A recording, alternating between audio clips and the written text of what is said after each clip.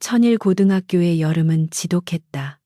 후덥지근한 열기가 교실을 가득 채웠고 천장에서 돌아가는 선풍기 소리조차 무겁게 느껴졌다. 2학년 3반의 교실 뒤편 창가 자리에 앉은 강진혁은 무심한 눈으로 운동장을 내려다보고 있었다. 전학 온 지 일주일. 그가 느낀 학교의 첫인상은 배움의 터전이 아닌 약육강식의 정글이었다. 진혁은 평범해 보이는 외모 뒤에 끔찍한 흉터와 살인 기술을 숨긴 채 평범하게 살라는 옛 지휘관의 유언을 지키기 위해 숨죽이고 있었다. 정막을 깬 것은 교실 뒤편에서 터져나온 최태성의 거친 웃음소리였다. 대한건설 회장의 아들이자 이 학교의 실세인 그는 책상 위에 다리를 꼬고 앉아 금색 라이터를 만지작거렸다. 그의 앞에는 셔츠가 구겨진 채 벌벌 떨고 있는 이민우가 서 있었다. 태성은 라이터를 민우의 발치에 집어던졌고 날카로운 금소금이 교실을 울렸다. 반 아이들은 모두 책에 코를 박은 채 애써 그 소리를 외면했다. 이곳에서 방과는 생존을 위한 가장 비겁하지만 확실한 수단이었다. 야, 이민우, 멜론빵이랑 바나나 우유 사오라고 한 게 언젠데. 아직도 여기 서 있어. 태성의 목소리는 나른했지만 섬뜩한 가시가 돋쳐 있었다. 민우는 창백해진 얼굴로 지금은 자율학습 시간이라 밖으로 나갈 수 없다고 변명했다. 하지만 태성에게 규칙이나 사정 따위는 통하지 않았다. 태성은 자리를 박차고 일어나 민우의 복부를 걷어찼다. 억소리와 함께 민우가 책상 모서리에 부딪혀 쓰러지자 태성은 그의 머리채를 잡아채며 굶주린 짐승처럼 으르렁거렸다. 진혁은 펼쳐둔 교과서에서 시선을 떼지 않았지만 그의 감각은 이미 교실 전체를 스캔하고 있었다. 민우의 불규칙한 심장 박동 소리와 태성 무리의 비릿한 아기가 고스란히 전해져 왔다. 당장이라도 달려가 태성의 손목을 꺾어버리고 싶은 충동이 일었지만 진혁은 주먹을 꽉 쥐며 참아냈다. 과거의 피비린내 나는 삶을 청산하고 평범한 학생으로 남겠다는 맹세가 그의 발목을 잡고 있었다. 그는 깊은 한숨을 내쉬며 끓어오르는 분노를 억눌렀다. 점심시간을 알리는 종소리가 민우에게는 구원의 신호와도 같았다. 태성은 민우의 뺨을 툭툭 치며 창가 쪽 자리를 맡아두라고 으름장을 놓은 뒤 유유히 교실을 빠져나갔다. 진혁은 아이들이 썰물처럼 빠져나간 뒤에야 천천히 몸을 일으켰다. 식당은 이미 아수라장 같았지만 진혁은 구석진 자리에 앉아 묵묵히 식판을 비웠다. 맛을 음미하기보다는 생존을 위해 필요한 열량을 섭취하는 기계적인 식사였다. 그의 눈은 습관적으로 비상구와 인물들의 동선을 파악하고 있었다. 식당 중앙, 태성의 무리가 차지한 테이블은 시끄러운 소음의 진원지였다. 물시중을 들던 민우가 실수로 태성의 옷소매에 물을 튀기자 순식간에 정적이 흘렀다. 태성은 들고 있던 숟가락을 집어던지며 벌떡 일어났다. 민우는 사색이 되어 바닥에 무릎을 꿇고 떨어진 음식물을 손으로 주워 담기 시작했다. 그 처절한 모습에 주변 학생들은 밥맛이 떨어지는 것을 느끼며 고개를 돌렸지만 아무도 나서서 말리는 사람은 없었다. 태성은 잔인한 미소를 지으며 바닥을 기는 민우의 손등을 운동화 발바닥으로 지시겼다. 고통에 찬 비명이 터져나왔지만 태성은 아랑곳하지 않고 모욕적인 언사를 퍼부었다.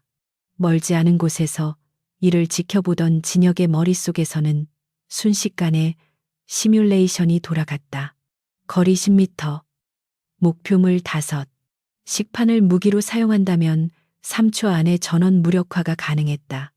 하지만 그 순간 그의 평범한 일상은 끝장날 것이 뻔했다. 갈등을 뒤로하고 자리를 뜨려던 찰나 태성의 패거리 중 하나가 장난스레 민우를 뒤로 밀쳤다. 중심을 잃은 민우가 지나가던 진혁 쪽으로 쓰러졌다. 진혁은 본능적으로 피할 수 있었지만 그랬다가는 민우가 뒤쪽에 철제 배식대에 머리를 부딪힐 게 뻔했다. 진혁은 자리를 지켰고 그 충격으로 진혁의 식판에 남아있던 국물이 튀어 태성의 바지를 적셨다. 식당 안의 공기가 다시 한번 얼어붙었다. 태성은 믿을 수 없다는 표정으로 자신의 바지를 내려다보다가 천천히 고개를 들었다. 그의 눈빛은 먹잇감을 발견한 하이에나처럼 번들거렸다. 그는 진혁에게 다가와 위협적으로 가슴을 들이밀었다. 하지만 진혁의 눈동자는 깊은 심연처럼 고요했다. 그는 주머니에서 휴지를 꺼내 태성의 바지가 아닌 자신의 젖은 소매를 닦아냈다. 그리고 건조한 목소리로 짧게 내뱉었다. 미안. 손이 미끄러졌네. 그것은 사과라기보다는 무미건조한 사실 통보에 가까웠다. 태성은 난생 처음 겪는 반응에 잠시 할 말을 잃었다. 공포도 비굴함도 없는 저 눈빛이 묘하게 거슬렸다. 그는 진혁의 멱살을 잡으려다 멈칫하고는 비릿한 웃음을 흘렸다. 강진혁이라고 했냐? 간이 배 밖으로 나왔구나. 태성은 진혁의 뺨을 툭툭 치며 방과 후 뒷문으로 나오라고 으름장을 놓았다. 도망치면 집까지 찾아가겠다는 협박과 함께 바닥에 떨어진 식판을 발로 차버린 뒤 그는 패거리를 이끌고 식당을 나갔다. 남겨진 진혁은 태성이 사라진 곳을 응시하며 작게 한숨을 내쉬었다. 조용히 살기는 글러먹은 것 같았다. 걱정스러운 눈빛으로 자신을 올려다보는 민우를 뒤로 한 채 진혁은 식판을 정리하고 밖으로 나왔다. 운동장에는 검은 먹구름이 몰려오고 있었고 젖은 흙냄새를 머금은 바람이 불어왔다. 폭풍전야였다. 하지만 그들은 몰랐다. 자신들이 건드린 것이 다가오는 태풍보다 훨씬 더 위험하고 파괴적인 존재라는 사실을 말이다. 오후 수업이 시작되었지만 2학년 3반의 공기는 여전히 무겁게 가라앉아 있었다. 점심시간 식당에서 벌어진 사건은 순식간에 학교 전체로 퍼져나갔고 학생들은 칠판을 보는 척하며 곁눈질로 창가 쪽 뒷자리를 훔쳐보았다.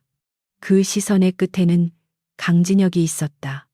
그는 마치 아무 일도 없었다는 듯 평온한 얼굴로 수학 문제를 풀고 있었지만 그 평온함이 오히려 아이들에게는 기이한 공포감을 조성했다. 최태성에게 정면으로 맞서고도 저렇게 태어날 수 있는 사람은 이 학교에 존재하지 않았기 때문이다. 진혁은 등 뒤에 꽂히는 수십 개의 시선을 예민하게 느끼고 있었지만 철저히 무시했다. 첩보 요원 시절 적진 한복판에서 위장 신분으로 잠입했을 때 느꼈던 살기에 비하면 이것은 어린아이들의 장난 수준이었다. 하지만 그는 경계를 늦추지 않았다. 최태성의 눈빛에서 읽어낸 것은 단순한 불량 학생의 객기가 아니었다. 그것은 자신이 원하는 것을 얻지 못했을 때 수단과 방법을 가리지 않고 파괴하려는 소시오패스적인 집착이었다.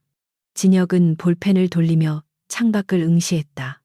먹구름은 더욱 짙어져 있었고 운동장의 흙먼지는 바람에 날려 회오리 치고 있었다. 쉬는 시간을 알리는 종소리가 울리자마자 교실 뒷문이 거칠게 열렸다. 최태성의 오른팔로 불리는 박철민이 껄렁한 자세로 들어왔다. 덩치가 크고 힘이 센 그는 유도부 주장이었지만 부상으로 운동을 그만둔 뒤 태성에 충실한 사냥개가 되어 있었다. 철민은 교탁을 주먹으로 콱 내리치며 아이들의 시선을 집중시켰다. 시끄럽게 떠들던 몇몇 아이들이 순식간에 입을 다물었고 교실은 다시금 쥐 죽은 듯 조용해졌다.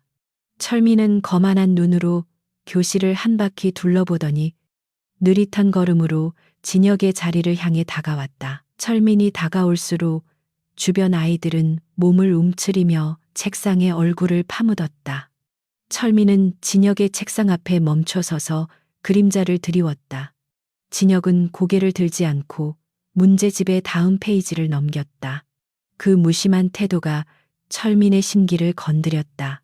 철민은 진혁의 책상 모서리를 발로 걷어차며 위협적인 목소리로 말했다. 야, 전학생, 귀가 먹었냐? 우리 대장님이 너 좀 보자고 하신다. 옥상으로 튀어와라. 책상이 밀리면서 진혁의 문제집 위로 펜자국이 길게 그어졌다. 진혁은 천천히 고개를 들어 철민을 올려다보았다. 철민은 진혁의 눈에서 두려움을 기대했지만 그가 마주한 것은 배처럼 깊고 어두운 무감각이었다. 진혁은 펜을 내려놓고 차분하게 말했다.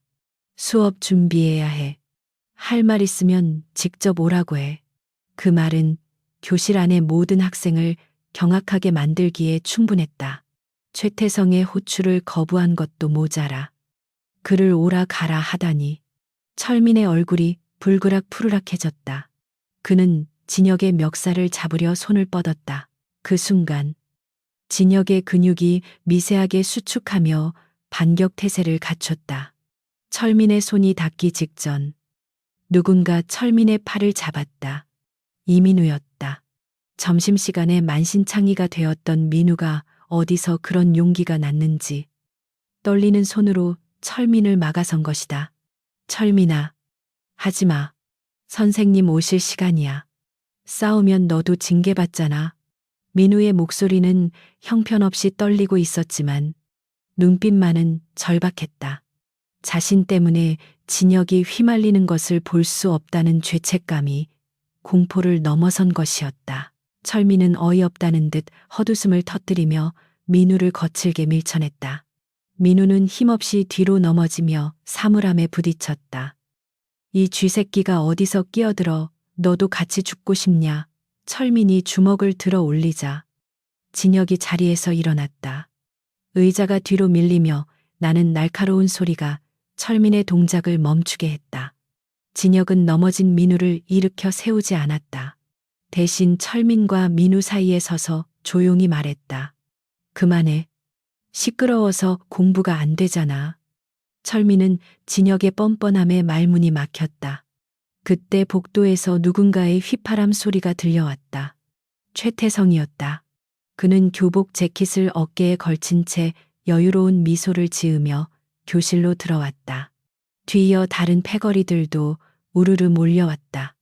태성은 쓰러진 민우와 흥분한 철민, 그리고 그 사이에 무표정하게 서 있는 진혁을 번갈아 보며 재미있다는 듯 박수를 쳤다.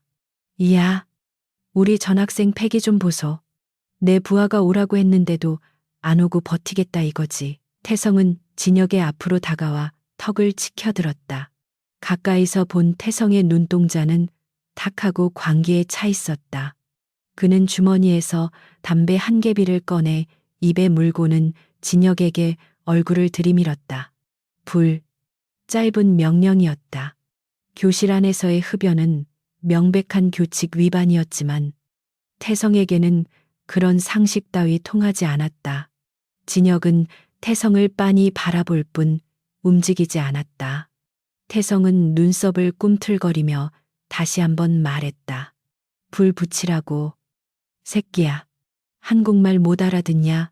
진혁은 한숨을 작게 내쉬었다. 그는 싸움을 원하지 않았지만 상대는 굴복 아니면 전쟁을 강요하고 있었다. 진혁은 책상 위에 놓인 자신의 필통에서 커터칼을 집어들었다. 순간 주변 아이들이 숨을 들이켰다. 태성의 눈빛이 날카로워졌다. 하지만 진혁은 칼날을 꺼내는 대신 칼자루 끝으로 태성이 물고 있는 담배를 툭 쳐서 떨어뜨렸다. 담배가 바닥에 떨어져 뒹굴었다. 학교에서는 금연이야. 그리고 난 네 부하가 아니야. 교실 안은 찬물을 끼얹은 듯 고요해졌다. 태성은 바닥에 떨어진 담배를 멍하니 내려다보다가 믿을 수 없다는 표정으로 진혁을 보았다. 그의 자존심에 씻을 수 없는 스크래치가 난 순간이었다. 태성의 얼굴에서 웃음기가 사라지고 차가운 사리가 피어올랐다. 그는 철민에게 눈짓을 보냈다. 신호를 받은 철민이 괴성을 지르며 주먹을 휘둘렀다. 묵직한 주먹이 진혁의 얼굴을 향해 날아들었다. 일반 학생이라면 피할 수 없는 속도였다. 하지만 진혁의 눈에는 그 주먹이 슬로모션처럼 느리게 보였다. 그는 고개를 살짝 기울여 주먹을 피함과 동시에 철민의 발을 가볍게 걸었다. 중심을 잃은 철민은 허우적거리며 앞으로 고꾸라졌고 교탁 모서리에 이마를 대으며 요란하게 넘어졌다. 순식간에 벌어진 일이라 아무도 진혁이 발을 걸었다는 사실을 눈치채지 못했다. 그저 철민이 혼자 헛발질을 하다 넘어진 것처럼 보였다. 진혁은 태연하게 제자리에 서 있었다. 넘어진 철민은 고통과 쪽팔림에 얼굴이 벌개져서 바닥을 뒹굴었다. 태성의 표정이 일그러졌다. 그는 이것이 단순한 우연이 아님을 본능적으로 감지했다. 진혁은 보통 내기가 아니었다. 태성은 직접 나서려다 멈칫했다. 복도 끝에서 담임 선생님의 구두굽 소리가 들려왔기 때문이다. 태성은 재빨리 표정을 바꾸며 넘어진 철민을 발로 툭툭 쳤다. 아이고, 우리 철민이가 몸 개그를 다 하네. 조심 좀 하지. 그는 연기하듯 자연스럽게 상황을 무마했다. 선생님이 들어오자 교실은 언제 그랬냐는 듯 평온한 척 연기 모드로 돌입했다. 태성은 자기 자리로 돌아가며 진혁의 귀에 대고 낮게 속삭였다. 운 좋은 새끼. 학교 끝나고 보자. 오늘은 내 발로 걸어서 집에 못 갈 줄 알아. 그것은 명백한 선전포고였다. 진혁은 아무 대꾸도 하지 않고 자리에 앉았다.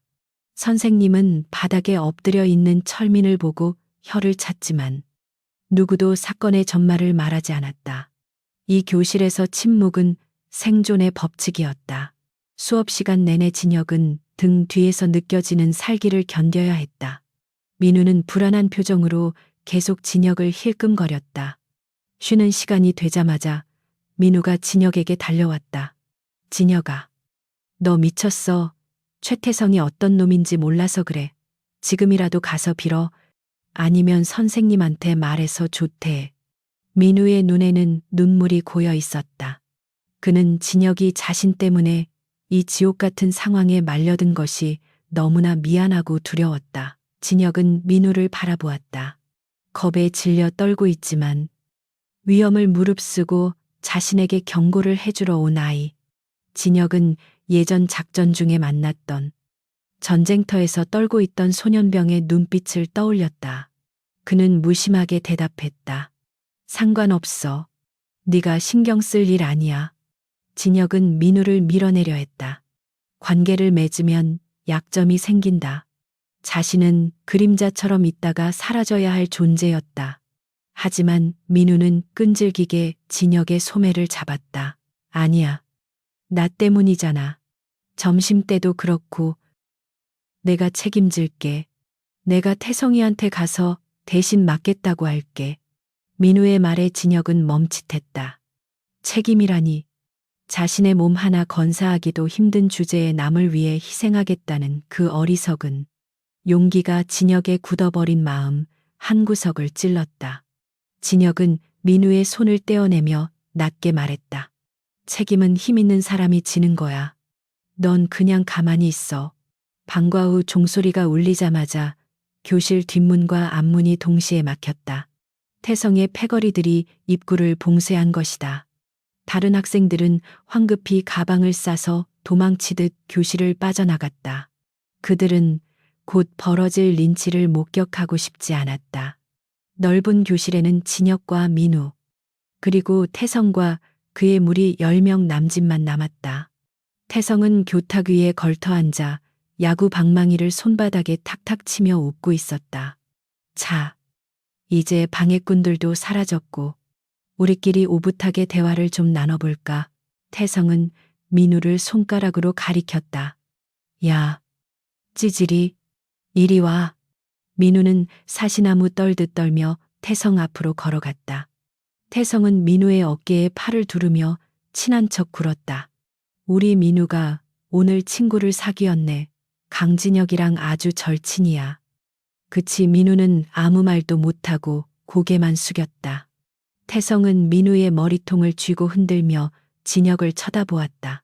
강진혁, 네가 선택해. 지금 여기서 이 새끼를 떡이 되도록 패면 내가 너 봐줄게. 우리 멤버로 받아줄 수도 있어. 잔인한 제안이었다. 폭력의 공범자가 됨으로써 굴복을 증명하라는 것. 이것은 일진들이 전학생을 길들이는 전형적인 방식이었다. 태성은 진혁의 도덕성을 시험하고 있었다. 만약 진혁이 민우를 때린다면 그는 자존심을 버리고 생존을 택하는 것이고, 거부한다면 둘 다 지옥을 보게 될 것이었다. 패거리들은 낄낄거리며 진혁을 에워쌌다. 그들의 손에는 대걸레 자루와 강목이 들려 있었다. 진혁은 민우를 보았다. 민우는 체념한 듯 눈을 감고 있었다.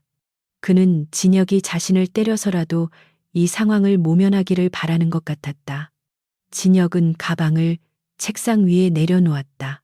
툭 하는 소리가 유난히 크게 울렸다. 그는 천천히 넥타이를 풀고 셔츠 단추를 하나 풀었다. 답답했던 목이 조금 트였다.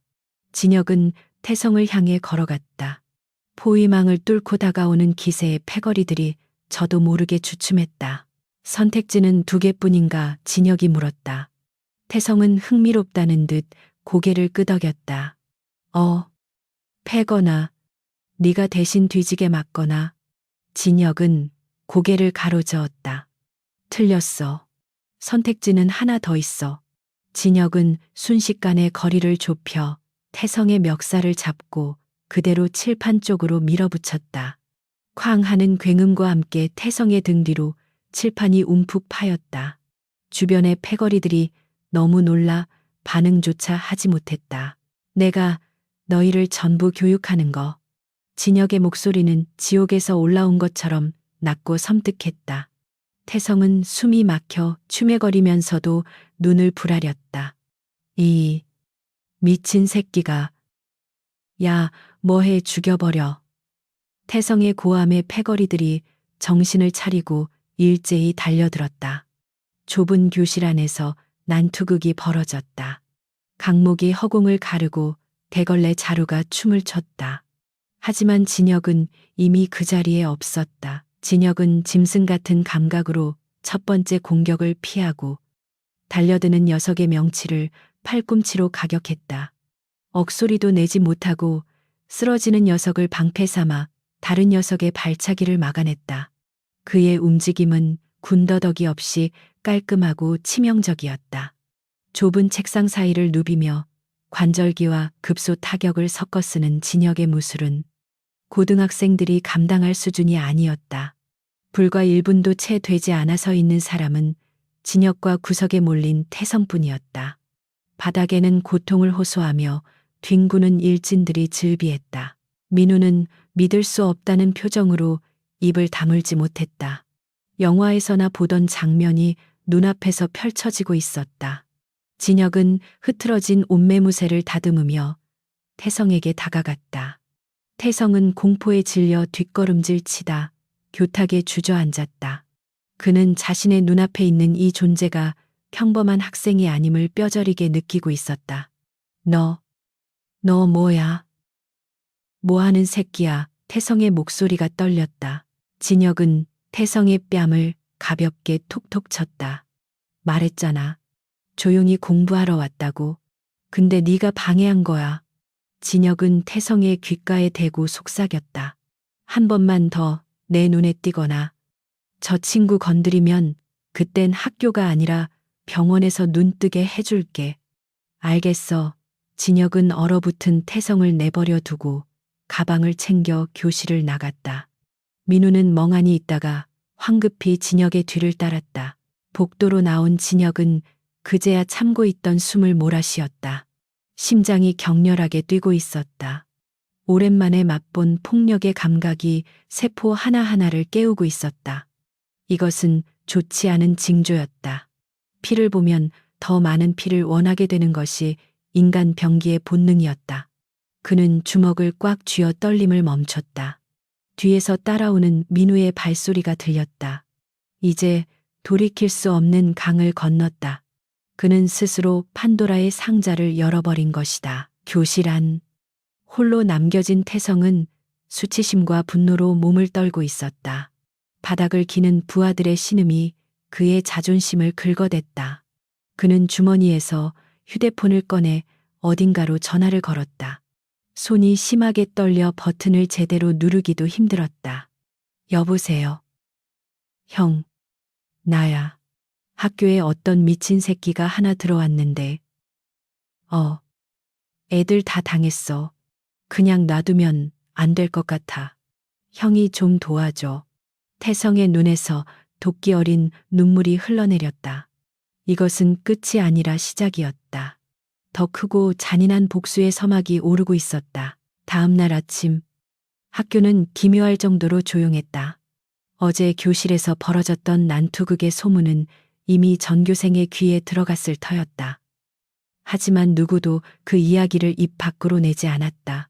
복도를 지나가는 학생들은 강진혁을 보며 수군거리다가도 그의 시선이 닿으면 화들짝 놀라며 고개를 돌렸다. 그것은 경외심이라기보다는 폭발하기 직전에 시한폭탄을 대하는 공포에 가까웠다. 진혁은 그 불편한 공기를 묵묵히 견디며 자신의 자리로 걸어갔다. 교실 문을 열자 어제 바닥을 뒹굴었던 최태성의 패거리들이 잔뜩 굳은 표정으로 진혁을 노려보았다. 그들의 얼굴 곳곳에는 반창고와 멍자국이 선명했다. 그러나 정작 우두머리인 최태성의 자리는 비어 있었다. 불길한 징조였다. 짖는 개는 물지 않지만 조용한 개는 치명상을 입히는 법이다. 진혁은 가방을 내려놓으며 주변을 살폈다. 이민우의 자리는 깨끗하게 비워져 있었고 책상 위에는 누군가가 악의적으로 낙서해 놓은 욕설들만이 가득했다. 오전 수업 내내 진혁의 신경은 곤두서 있었다. 칠판을 두드리는 분필 소리, 뒷자리 아이가 다리를 떠는 진동, 복도를 지나가는 발소리 하나하나가 예민하게 감지되었다. 그는 첩보 요원 시절 익혔던 본능적인 감각으로 다가올 위협을 예지하고 있었다. 최태성은 자존심이 강한 놈이었다. 어제의 굴욕을 그냥 넘길 리 없었다. 정면 승부에서 밀렸으니 놈은 분명 더 비열하고 음습한 방법을 택했을 것이 분명했다. 점심시간이 되자 진혁은 식당으로 가지 않고 학교 뒤편의 소각장 근처 벤치에 앉았다. 혼자 있고 싶었다.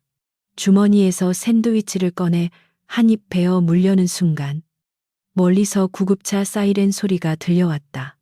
소리는 점점 커지더니 교문 쪽에서 멈췄다. 진혁의 손이 멈칫했다. 불길한 예감이 등골을 타고 올랐다. 그는 먹던 것을 내려놓고 사이렌 소리가 들린 쪽으로 달리기 시작했다. 심장이 격렬하게 요동쳤다. 현장은 체육관 뒤편의 가파른 계단이었다. 이미 많은 학생이 모여 웅성거리고 있었고 선생님 몇 명이 당황한 기색으로 아이들을 통제하고 있었다.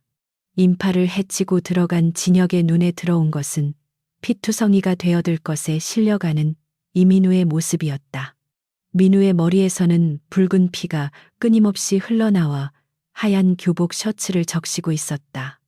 의식을 잃은 채 늘어진 팔은 기괴한 각도로 꺾여 있었다. 세상에, 어쩌다 저렇게 된 거야. 발을 헛디뎌서 굴렀대. 장난치다가 밀었다는 소리도 있던데. 주변 아이들의 수군거림이 진혁의 귀에 박혔다. 진혁은 멍하니 멀어져 가는 구급차를 바라보았다. 단순한 사고가 아니었다. 계단 위쪽을 올려다보자 난간에 기대어 이쪽을 내려다보는 최태성의 모습이 보였다. 태성은 진혁과 눈이 마주치자 입꼬리를 비틀어 웃으며 손으로 목을 긋는 시룩을 해보였다. 명백한 메시지였다. 이건 네 탓이야. 진혁은 주먹을 꽉 쥐었다. 손톱이 살을 파고들어 피가 배어 나왔지만 통증은 느껴지지 않았다. 그가 민우를 도와주려 했던 행동이 오히려 기폭제가 되어 민우를 사지로 몰아넣은 것이다. 태성은 진혁을 직접 공격하는 대신 그가 보호하려 했던 약자를 짓밟음으로써 진혁에게 죄책감이라는 고통을 주려 했다. 그것은 육체적인 고통보다 훨씬 더 잔인하고 효과적인 복수였다. 진혁의 내면에서 억눌러 왔던 살기가 끓어오르기 시작했다. 방과 후 진혁은 병원으로 향했다. 민우가 입원한 응급실 앞 복도는 소독약 냄새와 통곡 소리로 가득 차 있었다. 민우의 어머니가 수술실 앞 바닥에 주저앉아 오열하고 있었다. 낡은 작업복 차림의 그녀는 세상이 무너진 듯한 표정으로 아들의 이름을 부르고 있었다.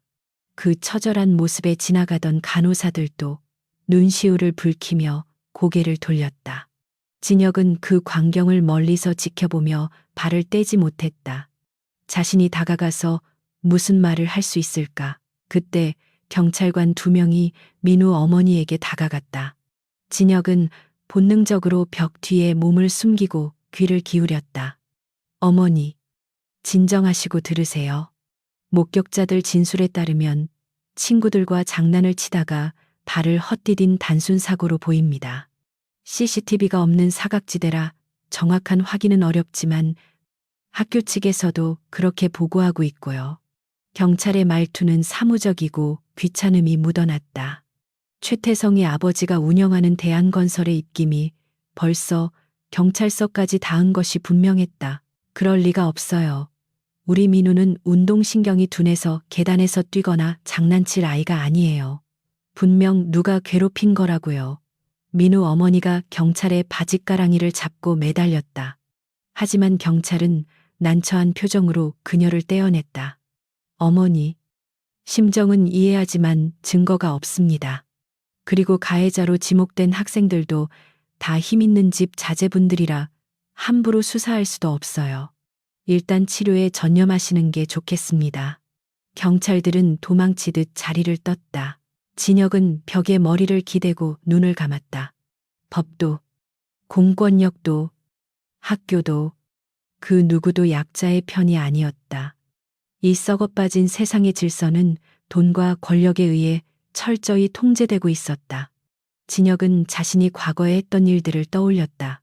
국가를 위해, 정의를 위해 어둠 속에서 수많은 악인을 처단했다고 믿었지만 결국 세상은 변하지 않았다. 하지만 지금 이 순간 그의 눈앞에서 벌어지는 비극은 너무나 선명하고 구체적이었다. 수술실 문이 열리고 의사가 나왔다.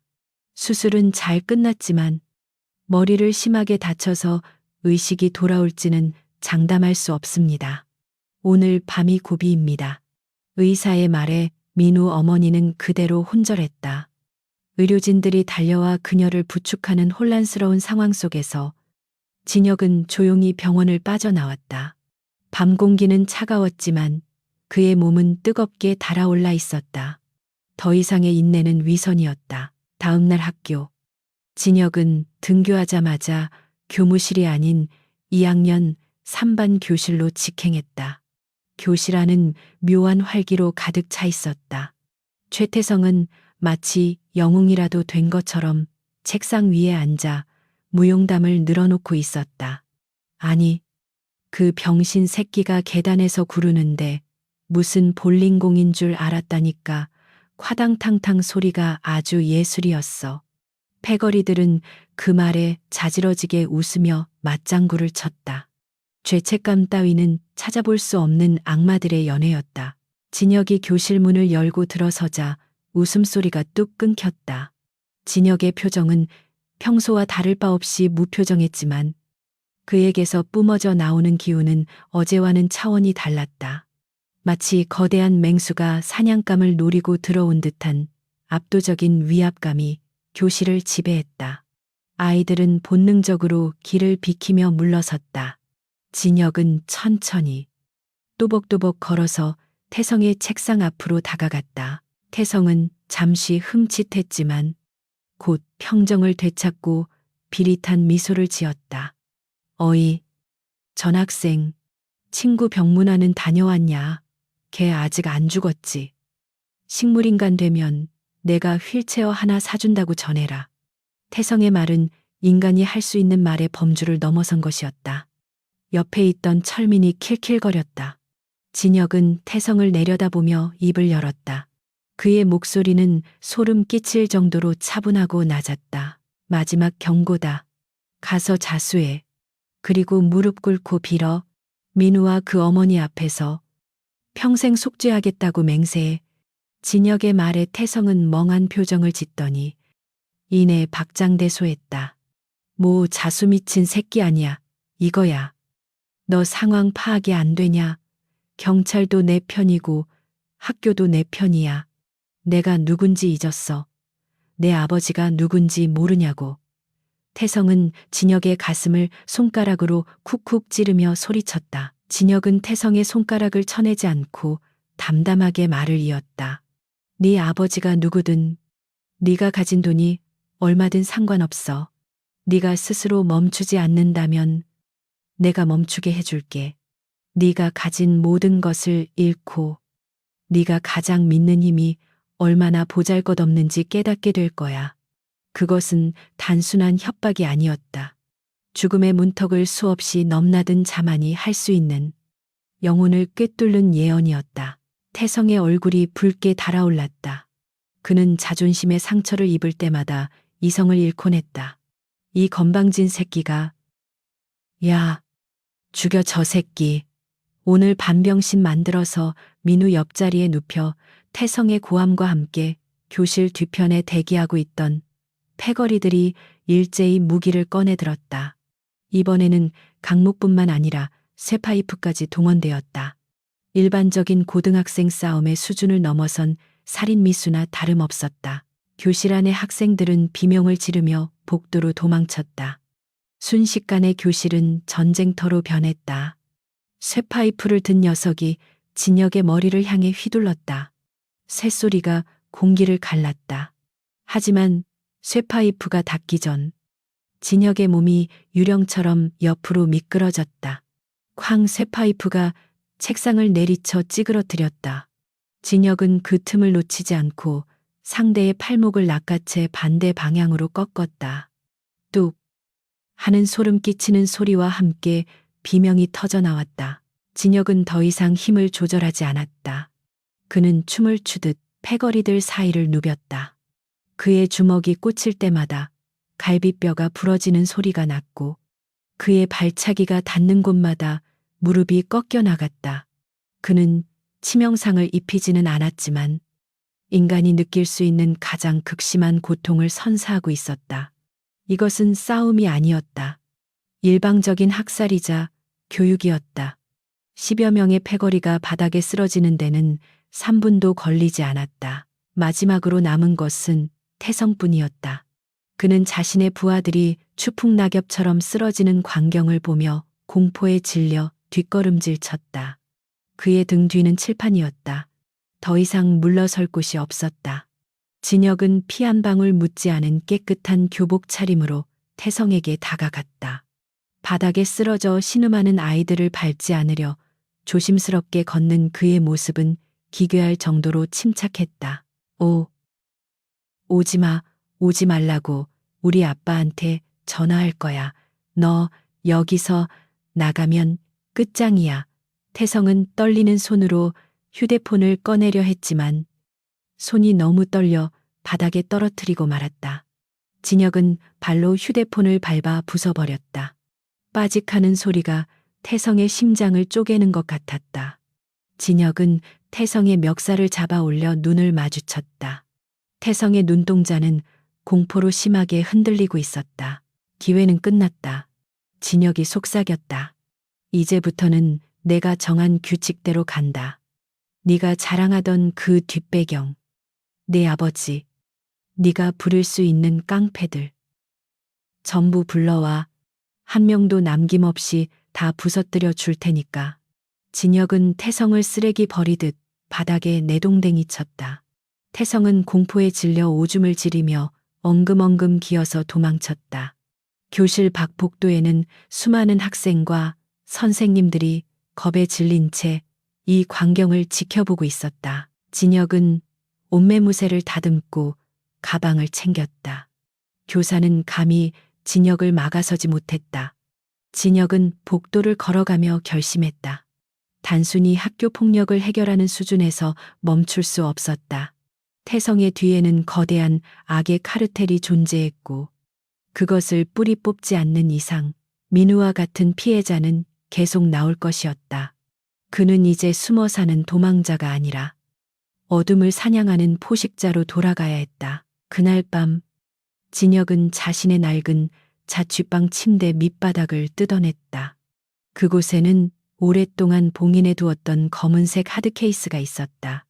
먼지가 쌓인 케이스를 열자 차가운 금속성 광택이 흐르는 특수 장비들이 모습을 드러냈다. 전술 나이프, 도청 장치, 해킹 툴, 그리고 검은색 복면. 진혁은 장갑을 끼고 장비들을 하나하나 점검하기 시작했다. 그의 눈빛은 더 이상 학생의 것이 아니었다. 그것은 코드네임 섀도우, 전설적인 인간 병기의 눈빛이었다. 창밖에는 비가 내리기 시작했다. 빗소리는 마치 전쟁의 시작을 알리는 북소리처럼 들렸다. 진혁은 책상 위에 놓인 태성의 아버지, 최달수 회장의 사진을 나이프로 찍어 눌렀다. 기대해라. 내들이 만든 지옥보다 더 끔찍한 맛을 보여줄 테니까. 어둠 속에서 진혁의 그림자가 길게 늘어지며 방안을 집어삼켰다. 사냥은 이제 막 시작되었다. 비가 그친 밤하늘은 묵빛으로 물들어 있었다. 도시의 네온사인이 화려하게 번쩍였지만 강진혁이 서 있는 옥탑방 난간은 어둠에 잠겨 있었다. 그는 검은색 후드티에 모자를 깊게 눌러쓰고 아래를 내려다보았다. 그의 손에는 낡았지만 성능이 개조된 태블릿 PC가 들려 있었다. 화면 위로 녹색 코드들이 폭포수처럼 흘러내리고 있었다. 그는 단 10분 만에 최태성의 아버지인 최달수 회장에 대한 건설과 그 뒤를 봐주는 조직폭력배 흑룡파의 연결고리를 파악해냈다. 예상보다 훨씬 더 깊고 더러운 유착 관계였다. 학교 폭력은 빙산의 일각에 불과했다. 재개발 지역의 강제 철거, 용역 깡패 동원, 뇌물 수수 등 온갖 범죄의 흔적들이 데이터 속에 고스란히 남아 있었다. 최태성이 학교에서 왕처럼 군림할 수 있었던 것은 단순한 10대의 객기가 아니라 이러한 거대 악의 비호를 받고 있었기 때문이었다. 진혁의 눈매가 날카로워졌다.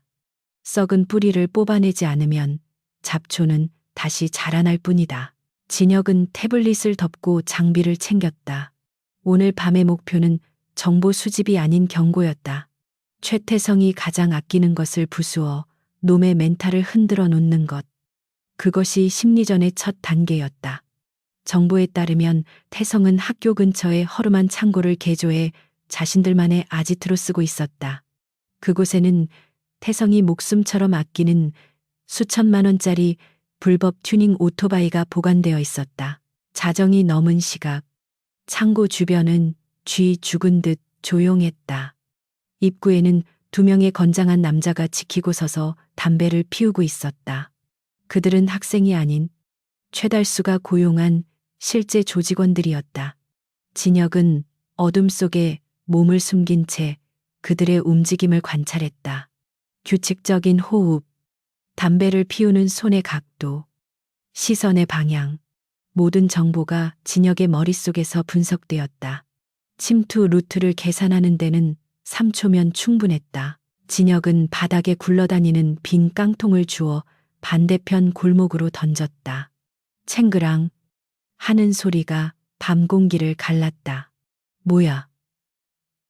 고양이인가 보초 중 한 명이 투덜거리며 소리가 난 쪽으로 걸어갔다. 남은 한 명이 하품을 하며 등을 돌리는 순간 진혁은 그림자처럼 움직였다. 발소리 하나 내지 않고 등 뒤로 접근한 그는 순식간에 남자의 목을 조르며 경동맥을 압박했다.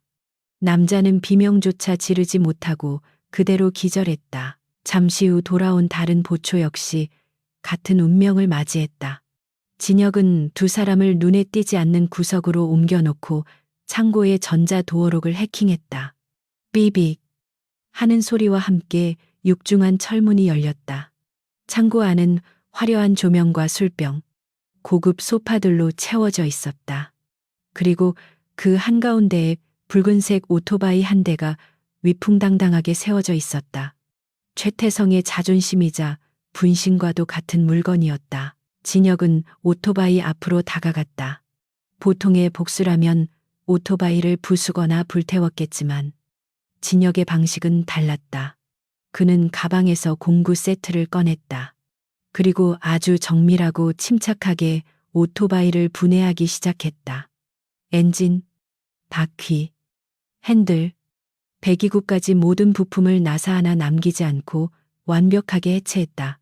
그것은 파괴가 아니라 일종의 예술적인 해부와도 같았다. 30분 뒤 창고 바닥에는 수백 개의 부품이 마치 전시품처럼 일정한 간격으로 나열되어 있었다.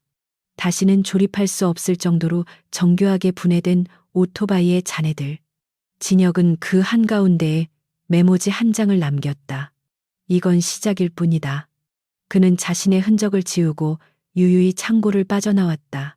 CCTV 영상은 이미 루프 프로그램으로 조작해 두어 아무도 침입자를 볼 수 없을 것이다. 다음 날 아침, 학교는 최태성의 고함으로 발칵 뒤집혔다. 창고에 들렀던 태성이 분해된 자신의 보물을 발견하고 이성을 잃은 것이다. 그는 교실 문을 발로 차고 들어와 책상을 뒤집어 엎으며 난동을 부렸다. 누구야? 어떤 새끼야? 강진혁. 이 개자식 어딨어? 태성은 핏발선 눈으로 진혁을 찾았지만 진혁은 이미 자리에 앉아 조용히 영어 단어를 외우고 있었다. 태성은 진혁에게 달려들어 멱살을 잡았다. 너지, 네가 내 바이크 작살냈지, 죽여버릴 거야. 하지만 진혁은 태성의 손을 천천히 떼어내며 차갑게 대꾸했다. 증거 있어. 난 어제 집에서 잤는데. 진혁의 표정은 너무나 태연해서 오히려 소름이 끼쳤다. 태성은 주먹을 부들부들 떨었지만 심증만 있을 뿐 물증이 없었다. 게다가 창고의 보초들은 귀신을 본 것 같다며 헛소리만 해대고 있었다. 그때 교실 뒷문이 열리고 학생 주임이 들어왔다. 그는 평소 태성의 집안에서 뇌물을 받고 태성의 비행을 눈감아주던 부패한 교사였다. 최태성, 무슨 일이야? 왜 또 소란이야?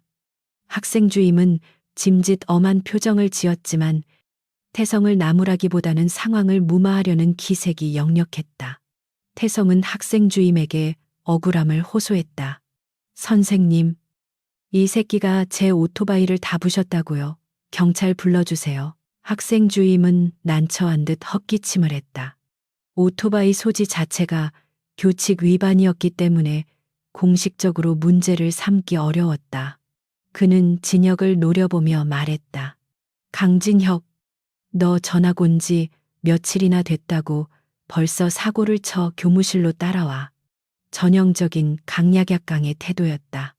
진혁은 군말 없이 자리에서 일어나 학생 주임을 따라 나섰다.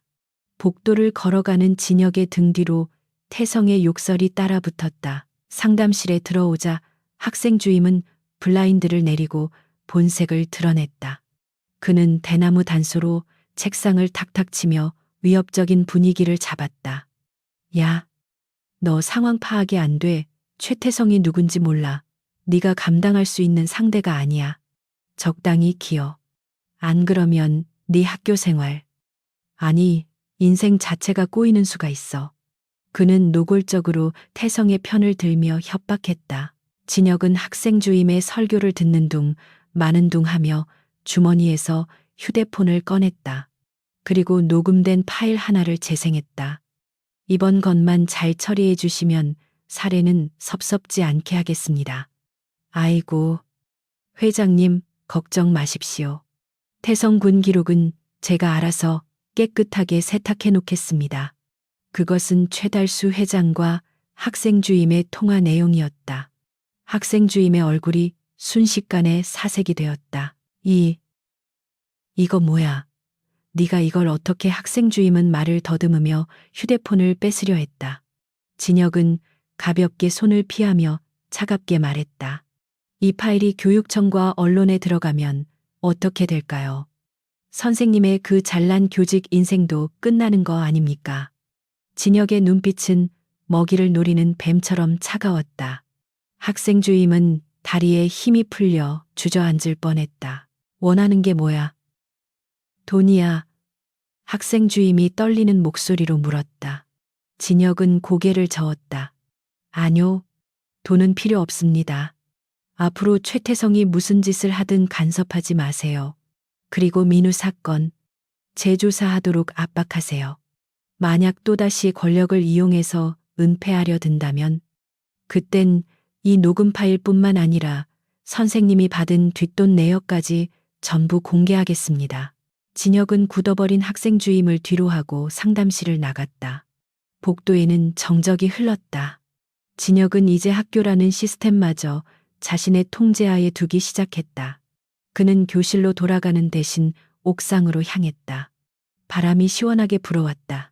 아래를 내려다보니 운동장에서 태성이 어딘가로 전화를 걸고 있는 모습이 보였다. 그의 제스처는 다급하고 신경질적이었다. 드디어 놈이 진짜 힘을 끌어오려 하고 있었다. 점심시간. 태성은 평소와 달리 식당에 나타나지 않았다. 대신 그는 학교 뒷산의 으슥한 공터에 모여 있었다. 이번에는 학교 일진들이 아니었다. 험상궂은 인상의 문신을 드러낸 건장한 남자 대여섯 명이 그와 함께 있었다. 흑룡파의 행동대원들이었다. 태성은 그들에게 진혁의 사진을 보여주며 무언가를 지시하고 있었다. 드디어 학교의 울타리를 넘어선 진짜 범죄 조직이 개입하기 시작한 것이다. 진혁은 멀리서 그 광경을 지켜보고 있었다. 손에 쥔 망원경을 통해 태성의 입 모양을 읽어냈다. 오늘 밤 확실하게 처리해 주세요. 다신 학교에 못 나오게. 진혁은 입가에 희미한 미소를 띄었다. 그가 원하던 바였다. 잔챙이들이 아닌 본진이 움직여야 뿌리를 뽑을 수 있기 때문이다. 그는 주머니 속에 소형 무전기를 만지작거렸다. 오늘 밤은 꽤 길고 소란스러울 것이다. 수업이 끝나고 학생들이 하교할 때쯤 교문 앞에는 검은색 세단 2대가 서 있었다. 차 안에서 내린 남자들은 험악한 기세로 학생들을 위협하며 누군가를 찾고 있었다. 진혁은 그들이 자신을 기다리고 있음을 알았다. 그는 정문으로 나가는 대신 담장을 넘어 학교 뒤편 골목으로 향했다. 그를 미행하던 태성의 정보원이 다급하게 무전을 쳤다. 타깃이 뒷골목으로 이동 중이다. 놓치지 마. 진혁은 일부러 인적이 드문 폐공장 지대로 그들을 유인했다. 미로처럼 얽힌 골목길은 그에게 있어 최고의 사냥터였다. 잠시 후 엔진 소리와 함께 세단들이 진혁의 앞뒤를 가로막았다. 차문이 열리고 쇠파이프와 야구 방망이를 든 조직원들이 우르르 내렸다.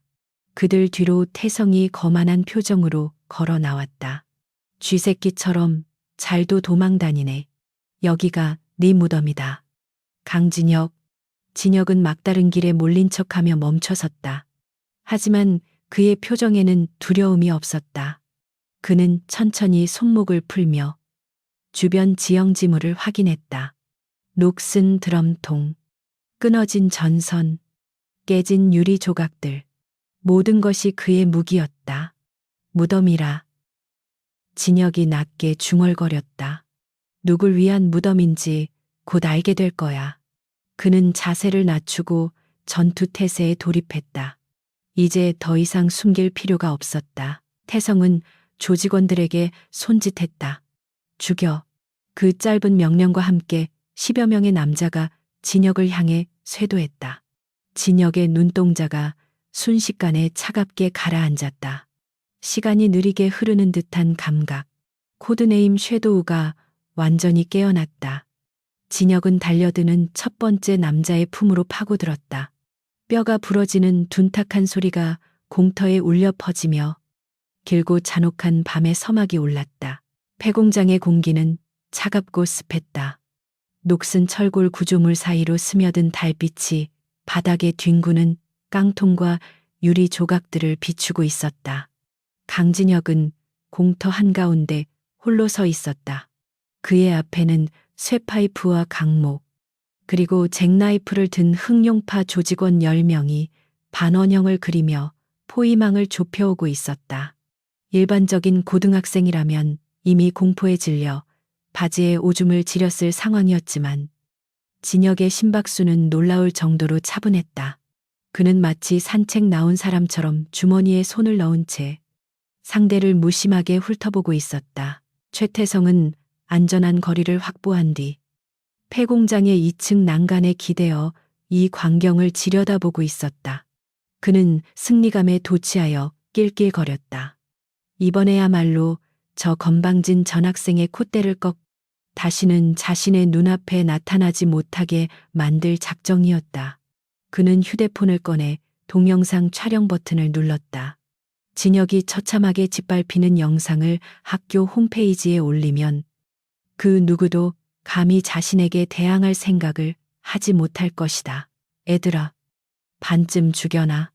팔다리 하나씩만 부러뜨려주고 태성의 명령이 떨어지자 선두에 있던 험상눈 남자가 쇠파이프를 휘두르며 달려들었다. 붕 하는 소리와 함께 묵직한 쇠파이프가 진혁의 머리를 노리고 날아들었다. 맞는 순간 두개골이 함몰될 수도 있는 치명적인 공격이었다. 태성은 기대감에 눈을 반짝였다. 그러나 다음 순간 그의 눈앞에서 믿을 수 없는 일이 벌어졌다. 진혁은 쇠파이프가 닿기 직전 상체를 살짝 뒤로 젖히며 공격을 피했다. 그리고 상대가 중심을 잃고 쏠리는 틈을 타 번개 같은 속도로 파고들었다. 진혁의 주먹이 남자의 명치에 꽂혔다. 억 하는 단말마와 함께 거구의 남자가 종이 인형처럼 접히며 바닥에 쓰러졌다. 진혁은 멈추지 않았다. 쓰러지는 남자의 손에서 쇠파이프를 낚아채 뒤따라오던 두 번째 남자의 무릎을 가격했다. 오직근 하는 끔찍한 파열음이 폐공장에 울려 퍼졌다. 무릎이 역방향으로 꺾인 조직원이 비명을 지르며 나뒹굴었다. 순식간에 2명이 리타이어했다. 남은 조직원들은 당황한 기색이 역력했다. 그들은 서로의 눈치를 보며 주춤거렸다. 정보에 따르면 상대는 그저 싸움 좀 하는 고등학생일 뿐이었다. 하지만 눈앞의 이 녀석은 움직임 자체가 달랐다. 군더더기 없는 동작, 급소만을 노리는 정확성, 그리고 무엇보다 사람을 쓰러뜨리는데 주저함이 없는 잔혹함이 있었다. 뭐해, 다 같이 덤벼. 저 새끼 하나 못 잡아서 쩔쩔매는 거야. 태성이 난간 위에서 고래고래 소리를 질렀다. 자존심이 상한 조직원들이 욕설을 내뱉으며 일제히 달려들었다. 사방에서 무기가 날아들었다. 진혁은 깊은 숨을 들이마시며 오버클럭 상태에 돌입했다. 주변의 시간이 느려지고 적들의 움직임이 프레임 단위로 쪼개져 보였다. 707 특임대 시절 수많은 실전 임무를 수행하며 몸에 새겨진 살인 기술이 본능적으로 깨어났다. 진혁은 정면에서 찌르는 칼날을 손목치기로 쳐내고 그대로 상대의 팔을 잡아 비틀어 어깨를 탈구시켰다. 곧바로 몸을 회전하며 뒤에서 날아오는 강목을 등으로 받아내는 대신 회전력을 이용한 뒤차기로 상대의 턱을 날려버렸다. 턱뼈가 부서지는 소리와 함께 이빨들이 공중에 흩뿌려졌다. 진혁은 폐공장의 지형지물을 완벽하게 이용했다. 드럼통을 발로 차적의 진로를 막고 튀어나온 철근 쪽으로 유인해 스스로 부딪히게 만들었다. 폐공장은 순식간에 아수라장으로 변했다. 여기저기서 뼈가 부러지는 소리와 고통에 찬 비명만이 가득했다. 진혁은 춤을 추듯 우아하면서도 치명적으로 움직였다. 그는 적을 죽이지는 않았지만 다시는 싸울 의지를 갖지 못하도록 철저하게 부수어 놓았다. 아킬레스건을 가격하고 손가락을 꺾고 쇄골을 내려앉혔다. 그것은 싸움이 아니라 일방적인 해체 작업이었다. 난간 위에서 지켜보던 태성의 얼굴에서 웃음기가 사라졌다. 휴대폰을 든 손이 덜덜 떨리기 시작했다. 화면 속에 담기는 장면은 자신이 기대했던 것이 아니었다. 자신의 믿음직한 형님들이, 흑룡파의 정예들이 어린애 하나에게 추풍낙엽처럼 쓸려나가고 있었다. 태성은 공포를 느꼈다. 저건 사람이 아니다. 인간의 탈을 쓴 괴물이다. 도망쳐야 한다는 본능이 뇌를 지배했다. 바닥에는 8명의 조직원이 쓰러져 신음하고 있었다.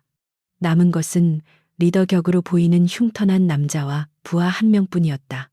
흉터 남자는 식은땀을 흘리며 뒷걸음질 쳤다.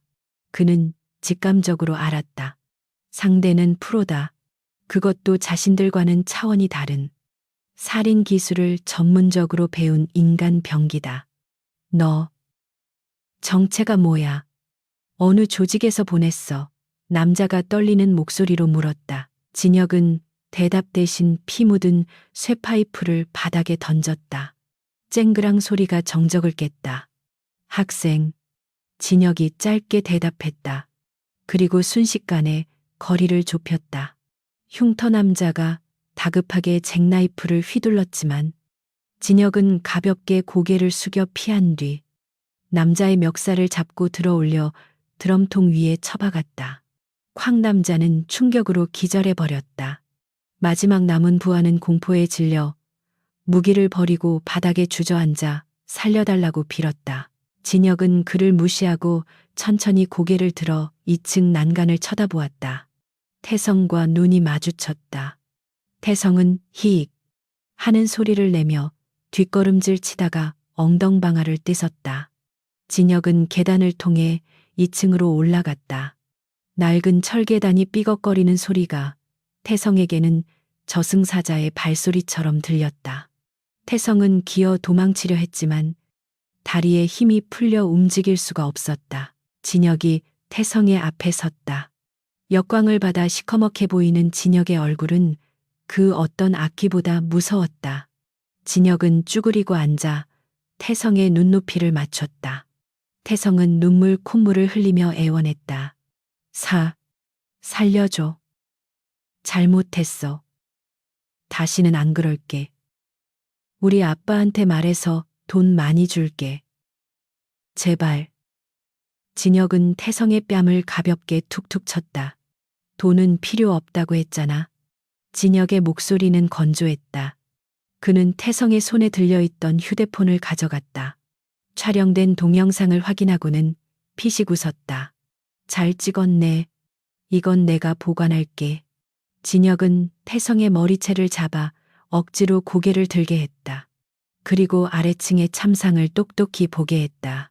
잘 봐. 네가 믿던 힘이 얼마나 하찮은지. 바닥에는 흑룡파 조직원들이 피투성이가 되어 널브러져 있었다. 개 중에는 고통을 이기지 못해 기절한 자도 있었고 부러진 팔을 부여잡고 뒹구는 자도 있었다. 태성은 구역질이 올라오는 것을 참으며 고개를 돌렸다. 자신의 권력이라고 믿었던 폭력이 더 큰 폭력 앞에서 얼마나 무력한지 뼈저리게 느끼는 순간이었다. 이제 선택해. 진혁이 태성의 귓가에 속삭였다. 여기서 멈추고 자수할래? 아니면 더 큰 놈들을 불러올래? 네 아버지를 부르든 흑룡파 두목을 부르든 상관없어. 대신 다음에 또 이런 쓰레기들을 보내면 그땐 팔다리 부러지는 걸로 안 끝나. 진혁은 태성을 밀치고 일어섰다. 진혁은 태성을 놔두고 계단을 내려갔다. 마음만 먹으면 태성을 여기서 끝장낼 수도 있었지만 아직은 때가 아니었다. 태성은 미끼였다. 이 사건이 알려지면 흑룡파와 대한건설은 가만히 있지 않을 것이다. 그들은 자신들의 자존심과 이익을 위해 총력을 다해 진혁을 제거하려 들 것이다. 그것이 바로 진혁이 원하는 바였다. 하나씩 잘라내는 것은 귀찮다. 뿌리째 뽑아내기 위해서는 그들이 모두 모여야 했다. 진혁이 폐공장을 빠져나오자 등 뒤에서 태성의 비명 섞인 울음소리가 들려왔다. 진혁은 밤하늘을 올려다보았다. 구름 사이로 달이 모습을 드러내고 있었다. 피냄새가 배노시 찝찝했다. 그는 집으로 돌아가는 길에 공중전화 부스에 들렀다. 그리고 기억 속에 묻어두었던 번호를 눌렀다. 신호음이 몇 번 가기도 전에 상대방이 전화를 받았다. 접니다. 진혁이 말했다. 수화기 너머에서 잠시 침묵이 흐르더니 굵직한 중년 남성의 목소리가 들려왔다. 강진혁. 살아있었나? 무슨 일이지? 네가 먼저 연락을 다 하고. 그는 과거 707 부대의 정보관이자 진혁의 조력자였던 박 실장이었다. 청소가 좀 필요할 것 같습니다. 그리고 정보도요. 대한건설 최달수. 그리고 흑룡파. 진혁의 말에 박 실장은 낮은 한숨을 내쉬었다. 또 사고를 친 거냐? 아니면 사고에 휘말린 거냐, 둘 다입니다. 하지만 이번엔 개인적인 복수가 아닙니다. 쓰레기들이 너무 많이 쌓여서 냄새가 나서 못 살겠거든요. 박 실장은 잠시 생각하더니 입을 열었다. 알았다.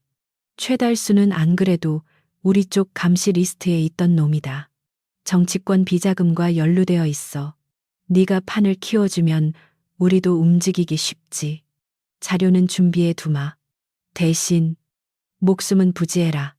전화가 끊어졌다. 든든한 지원군을 얻은 셈이었다.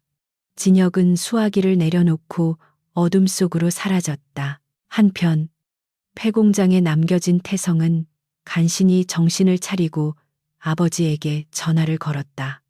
그의 목소리는 증오와 공포로 뒤섞여 있었다. 아빠, 나 죽을 뻔했어. 그 새끼가, 강진혁 그 새끼가 다 죽여놨어. 형들도 다 당했어. 수화기 너머에서 최달수 회장의 분노한 목소리가 들려왔다. 뭐라고 감히 내 아들을 건드려? 그놈이 어디 사는 누구냐? 태성은 이를 갈며 대답했다. 그냥 학생이 아니야. 괴물이야. 아빠. 흑룡파 아저씨들 다 불러줘. 그리고 경찰서장 아저씨한테도 말해줘. 그 새끼 살인자로 만들어서라도 감옥에 쳐넣어야 해. 아니, 죽여버려야 해. 태성의 눈에 다시금 광기가 서렸다. 공포는 곧 맹목적인 증오로 바뀌었다.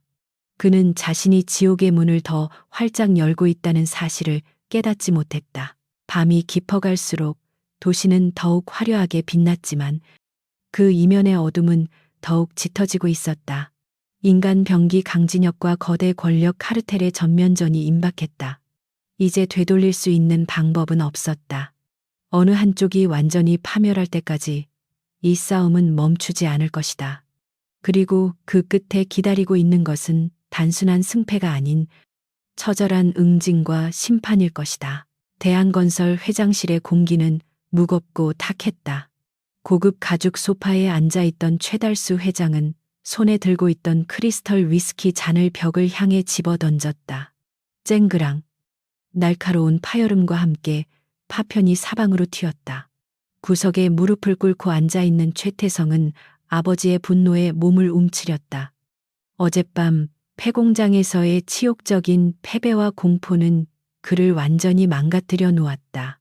그는 더 이상 학교를 지배하던 제왕이 아니라 겁에 질린 어린아이에 불과했다. 최달수는 떨고 있는 아들을 한심하다는 눈빛으로 내려다보았다.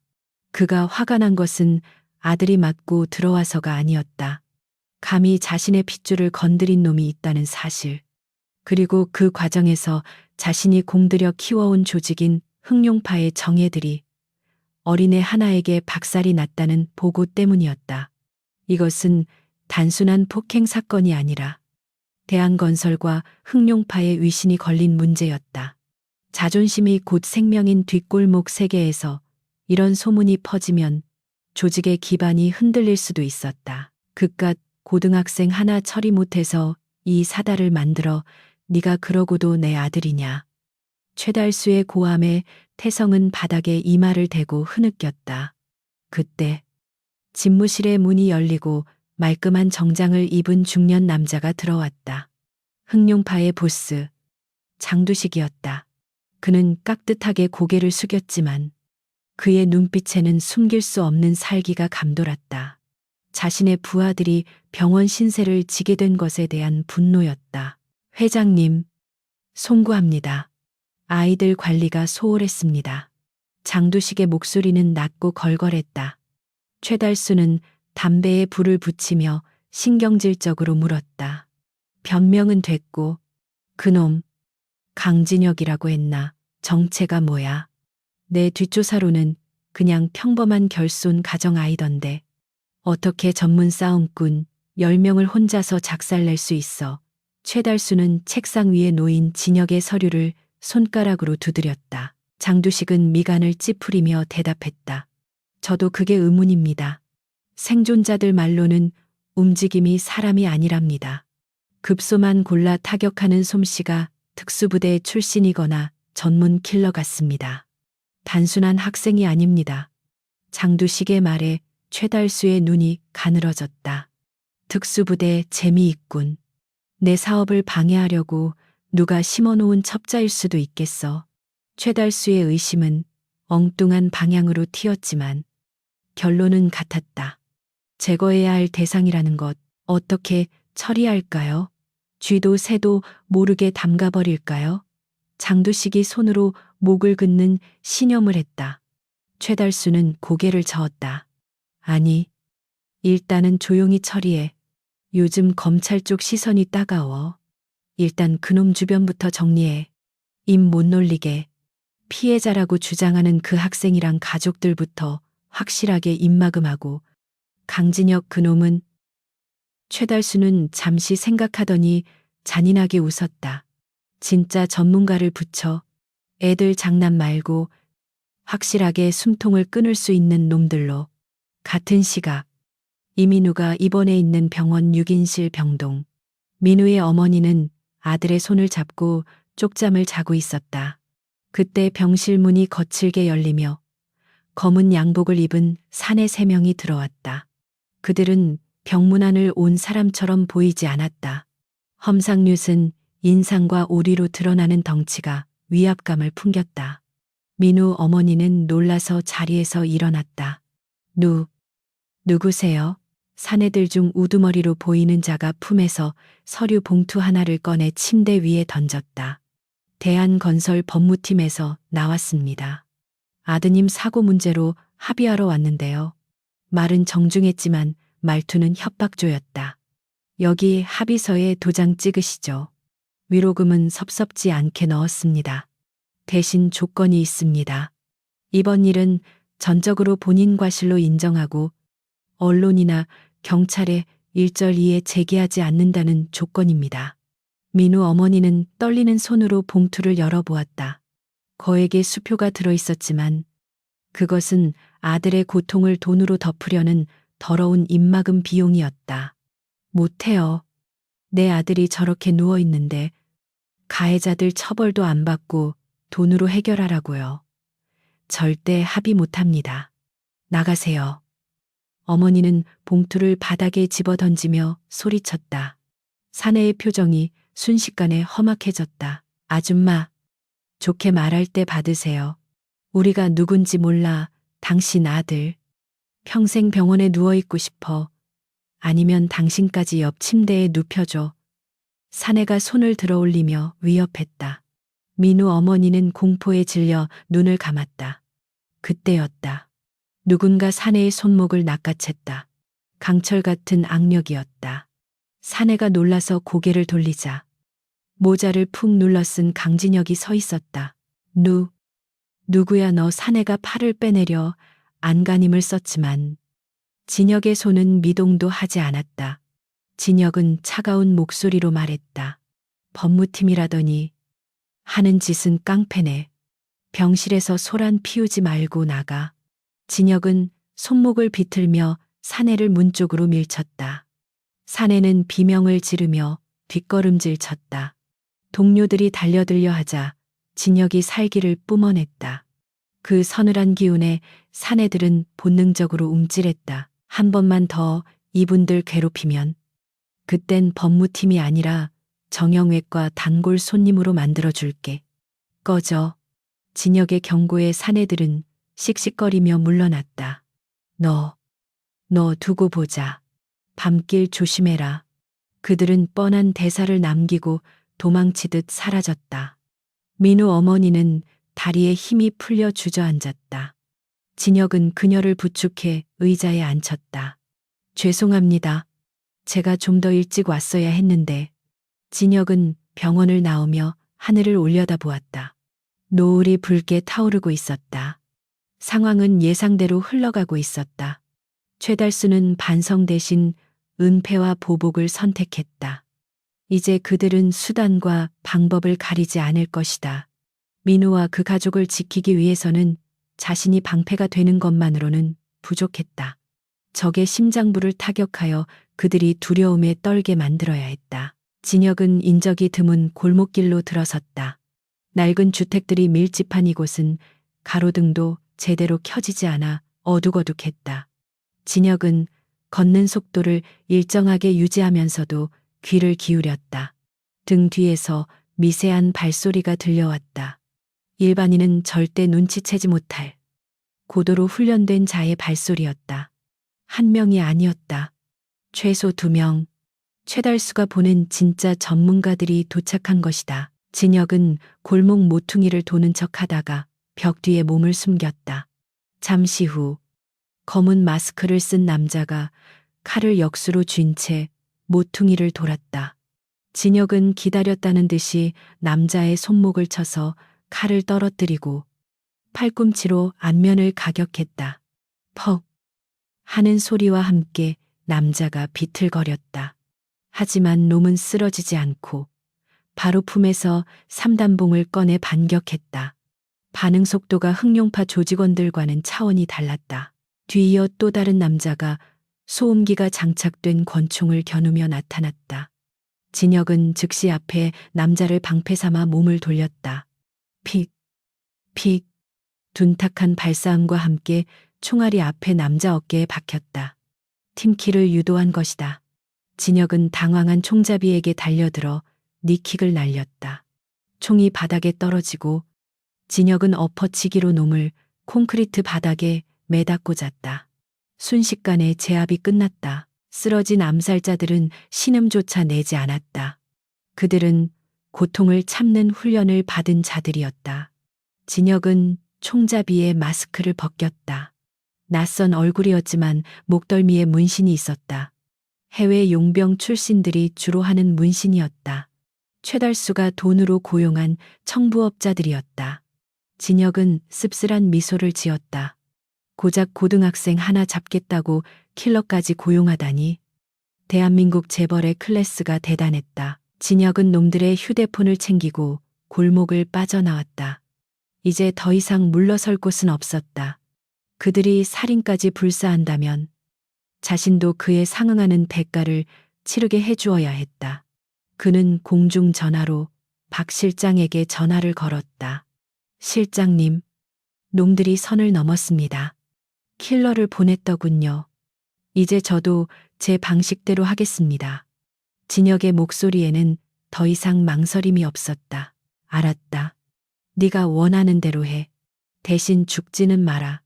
자료는 네가 말한 장소에 뒀다. 박 실장의 대답은 짧았다. 진혁은 전화를 끊고 어둠 속으로 걸어갔다. 그의 목표는 최태성이나 흑룡파의 행동대장 따위가 아니었다.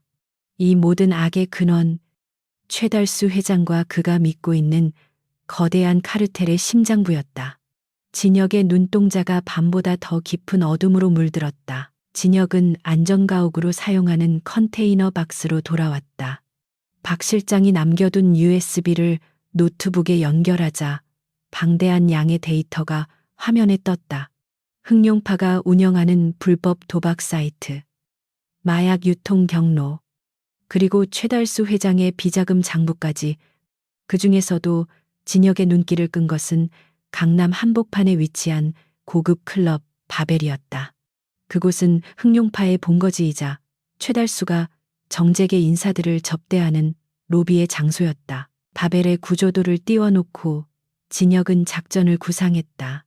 내일 밤 그곳에서 최달수 회장이 주최하는 대규모 파티가 열린다는 정보가 있었다. 최태성도 그 자리에 있을 것이 분명했다.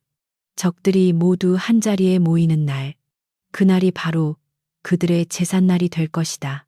진혁은 벽에 붙여놓은 최태성과 최달수의 사진 위에 붉은색 펜으로 X자를 그었다. 장비 점검을 시작했다. 특수 제작된 섬광탄, 연막탄, 그리고 비살상용 고무탄이 장전된 개조권총. 그는 살인을 즐기지 않았지만 필요하다면 악마가 될 준비가 되어 있었다. 그는 거울 속에 비친 자신의 모습을 보았다.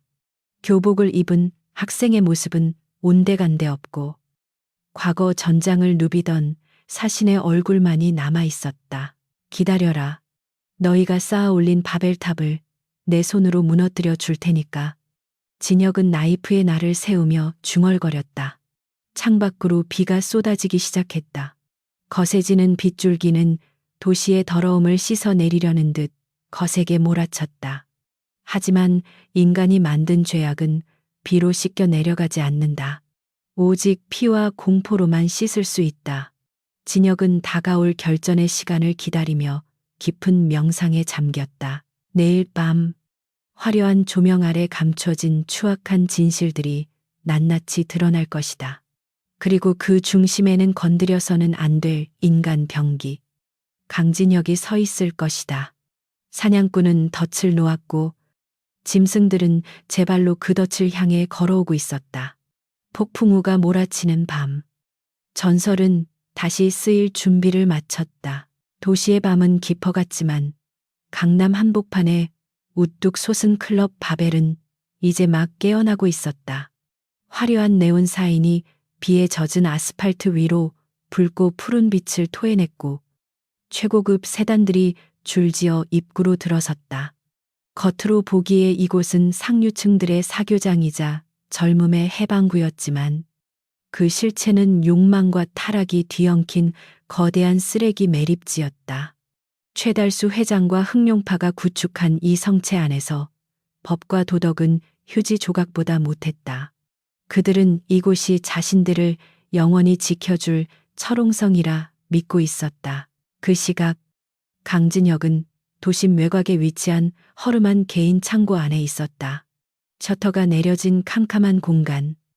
오직 작은 작업등 하나만이 켜져 있었다. 진혁은 바닥에 놓인 검은색 하드 케이스를 열었다.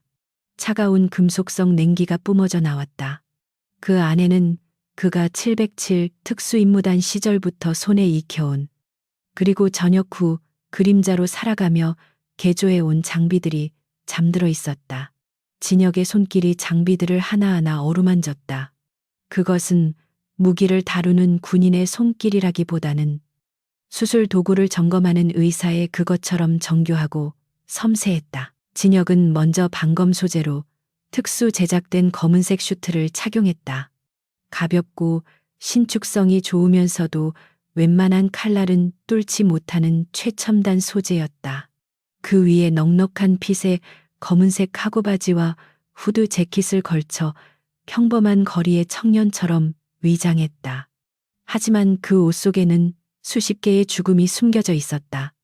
허리춤에는 삼단봉과 테이저건을, 허벅지 홀스터에는 소음기가 장착된 마취총을 찼다. 살상용 총기는 가져가지 않았다. 오늘 밤은 심판의 밤이지. 학살의 밤이 되어서는 안 되기 때문이었다. 그는 테이블 위에 클럽 바벨의 구조도를 펼쳤다. 박 실장이 보내준 정보는 완벽했다. 지하 2층부터 지상 5층까지 각 층의 비상구 위치, 환기구 통로, CCTV 사각지대, 그리고 경비원들의 배치 현황까지 상세하게 표시되어 있었다. 최달수와 최태성, 그리고 주요 VIP들은 최상층인 5층 펜트하우스에서 파티를 즐기고 있었다. 그곳으로 가는 전용 엘리베이터는 보안 카드가 없으면 작동하지 않았고 계단에는 중무장한 조폭들이 층마다 배치되어 있었다. 정면 돌파는 자살행위였다. 진혁은 눈을 감고 시뮬레이션을 돌렸다. 건물 전체의 전력을 차단하면 비상 발전기가 가동되기까지 약 10초의 틈이 생긴다. 그 10초가 승부를 가를 골든 타임이었다. 진혁은 특수 제작된 연막탄과 섬광탄을 조끼 포켓에 채워 넣었다. 그리고 마지막으로 얼굴 전체를 가리는 검은색 전술 마스크를 집어들었다. 이 마스크를 쓰는 순간 학생 강진혁은 사라지고 코드네임 섀도우만이 남게 된다. 그는 거울 속에 자신을 응시했다. 눈동자에는 더 이상 망설임이나 죄책감은 없었다. 오직 목표물에 대한 차가운 사례만이 번들거렸다. 준비를 마친 진혁은 오토바이에 올라탔다. 빗줄기는 여전히 거세게 몰아치고 있었다. 헬멧 쉴드 위로 빗방울이 부서졌다. 엔진이 굉음을 내며 깨어났다. 진혁은 빗속을 뚫고 도시의 중심부를 향해 질주했다. 오늘 밤 바벨탑은 무너질 것이다. 그리고 그 잔해 속에서 썩어빠진 권력자들은 자신들이 얼마나 나약한 존재인지 뼈저리게 깨닫게 될 것이다. 그의 등 뒤로 흩날리는 빗물은 마치 다가올 피바람을 예고하는 듯했다. 클럽 바벨의 5층 VIP 룸은 술과 향수, 그리고 은밀한 마약 냄새로 가득 차 있었다. 최달수 회장은 소파 깊숙이 몸을 파묻은 채 정재계 인사들과 건배를 나누고 있었다. 그의 옆에는 흑룡파 보스 장두식이 호위하듯 서 있었다. 최 회장님, 이번 재개발 건은 걱정 마십시오. 제가 다 손써놨습니다. 국회의원 배지를 단 중년 남자가 아부 섞인 웃음을 흘리며 말했다. 최달수는 만족스러운 듯 고개를 끄덕이며 위스키를 들이켰다. 방 안쪽 구석에는 최태성이 앉아 있었다. 그는 평소처럼 거만하게 굴고 있었지만 눈빛은 불안하게 흔들리고 있었다. 어젯밤의 공포가 아직 가시지 않은 탓이었다. 그는 주변을 둘러싼 건장한 경호원들을 보며 애써 안도감을 느끼려 했다. 흑룡파 정예 조직원 5명이 그의 곁을 밀착 마크하고 있었고 건물 전체에는 50명이 넘는 병력이 깔려 있었다. 아무리 날고 기는 놈이라도 여기를 뚫고 들어올 수는 없을 것이라고. 태성은 스스로에게 최면을 걸었다. 태성아, 왜 그렇게 죽상을 하고 있어? 오늘 같은 날은 즐겨야지. 최달수가 아들을 보며 혀를 찼다. 네가 당한 그놈 곧 잡힐 거다. 장 사장이 실력 좋은 애들 풀었으니까 걱정 말고 술이나 마셔. 태성은 억지 미소를 지으며 잔을 들었다. 하지만 손은 미세하게 떨리고 있었다. 창밖에서 번개가 칠 때마다 태성은 흠칫 놀라며 창문을 쳐다보았다. 마치 저 어둠 속에서 그 괴물의 눈빛이 자신을 노려보고 있는 것만 같았다. 클럽 입구는 입장하려는 손님들로 장사진을 이루고 있었다. 덩치 큰 기도들이 입구를 막고 신분증 검사를 하고 있었다. 진혁은 클럽 뒷골목의 어둠 속에 오토바이를 세웠다. 이곳은 주방에서 나오는 음식물 쓰레기를 처리하는 곳이라 악취가 진동했다. 진혁은 CCTV의 각도를 피해 배관을 타고 2층 높이의 환풍구로 접근했다. 빗물에 젖은 배관은 미끄러웠지만 진혁의 손은 갈고리처럼 단단하게 고정되었다. 환풍구 덮개를 소리 없이 열고 내부로 진입했다. 좁고 먼지 투성이인 통로를 포복으로 기어갔다. 아래층에서 들려오는 쿵쿵거리는 베이스 소리가 진동으로 전해져 왔다. 진혁의 목표는 지하 1층에 있는 중앙 통제실이었다. 그곳을 장악해야만 건물 전체를 자신의 통제하에 둘 수 있었다. 쥐새끼처럼 좁은 통로를 이동하던 진혁은 통제실 바로 위 환풍구에 도달했다. 격자무늬 덮개 사이로 통제실 내부가 보였다. 2명의 직원이 모니터를 감시하며 잡담을 나누고 있었고 문 앞에는 경비원 1명이 서 있었다. 진혁은 주머니에서 소형 마취 가스탄을 꺼냈다. 핀을 뽑고 덮개 틈으로 떨어뜨렸다. 치익 하는 미세한 소리와 함께 무색무취의 가스가 방 안으로 퍼져나갔다. 1분도 채 되지 않아 직원들과 경비원은 책상 위에 엎어지거나 바닥에 쓰러져 잠들었다. 진혁은 덮개를 뜯어내고 가볍게 착지했다. 곧바로 문을 잠그고 모니터 앞에 앉았다. 키보드를 두드리는 손놀림이 보이지 않을 정도로 빨랐다.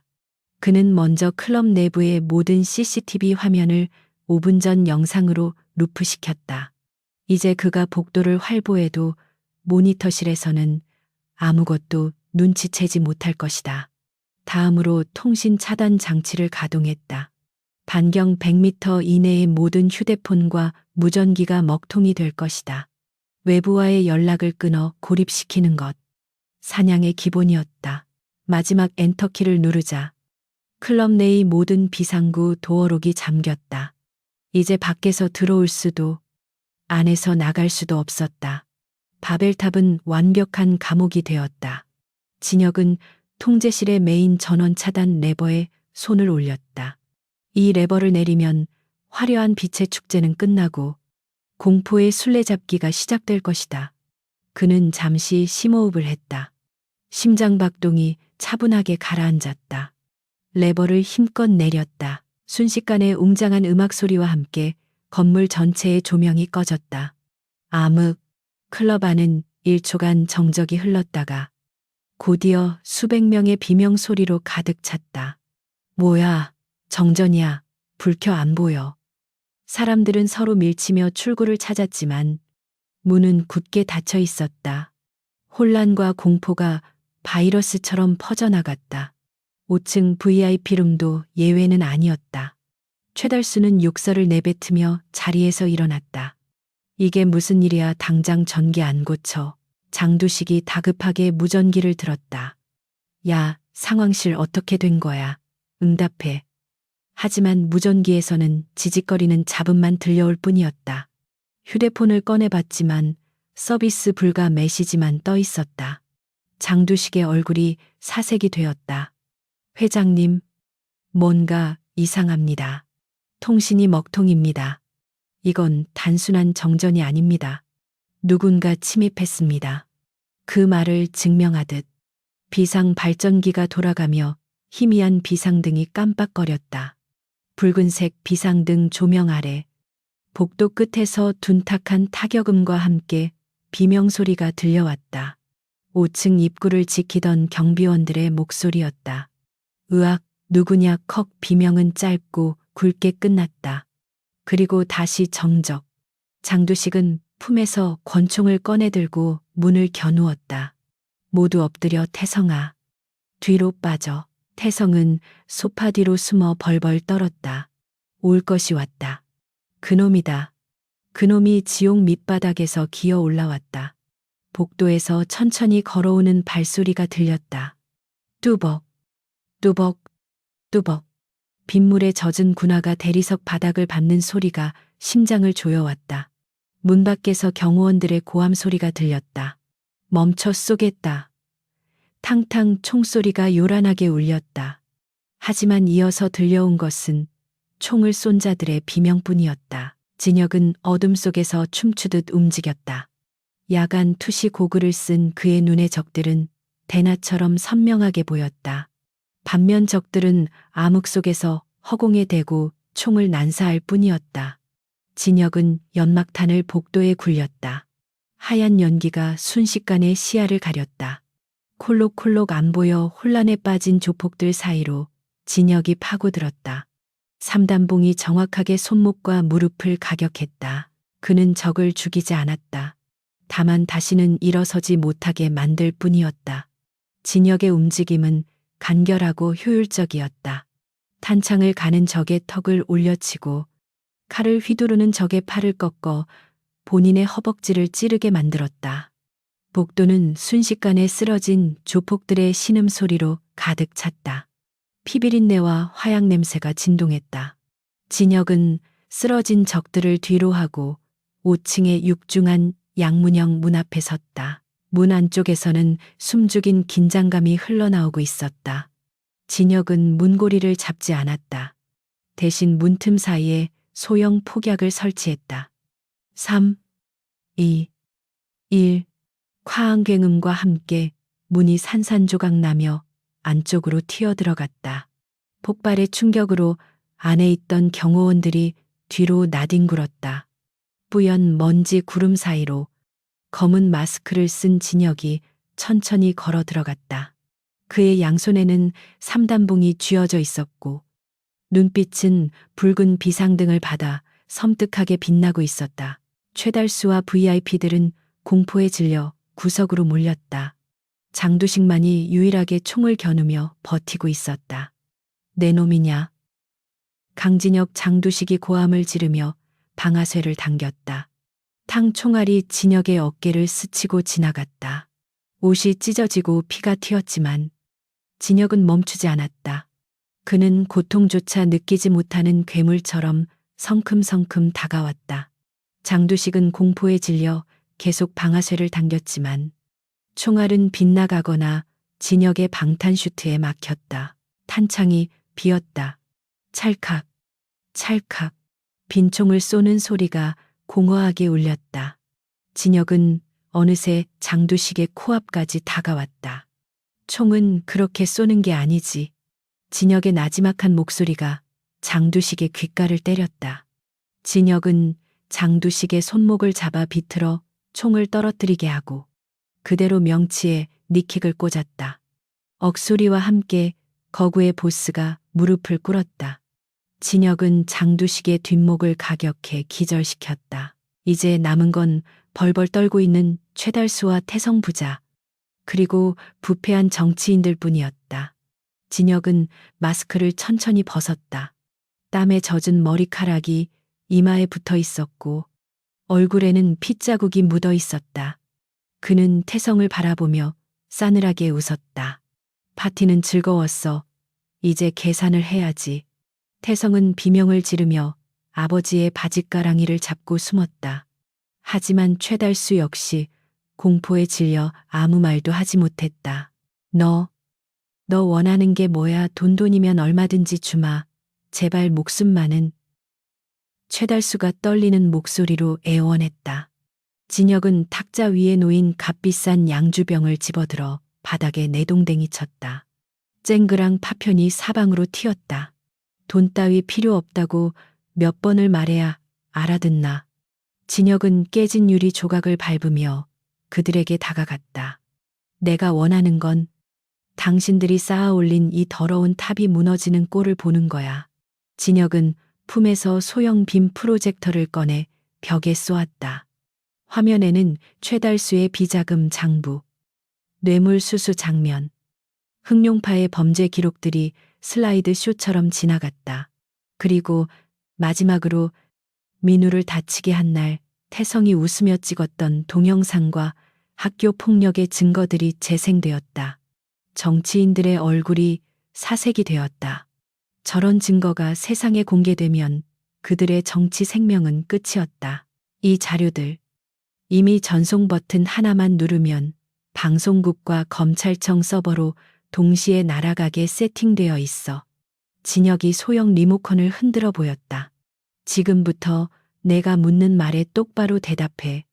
안 그러면 당신들 인생의 종말을 생중계로 보게 될 테니까. 최달수는 다리에 힘이 풀려 주저앉았다.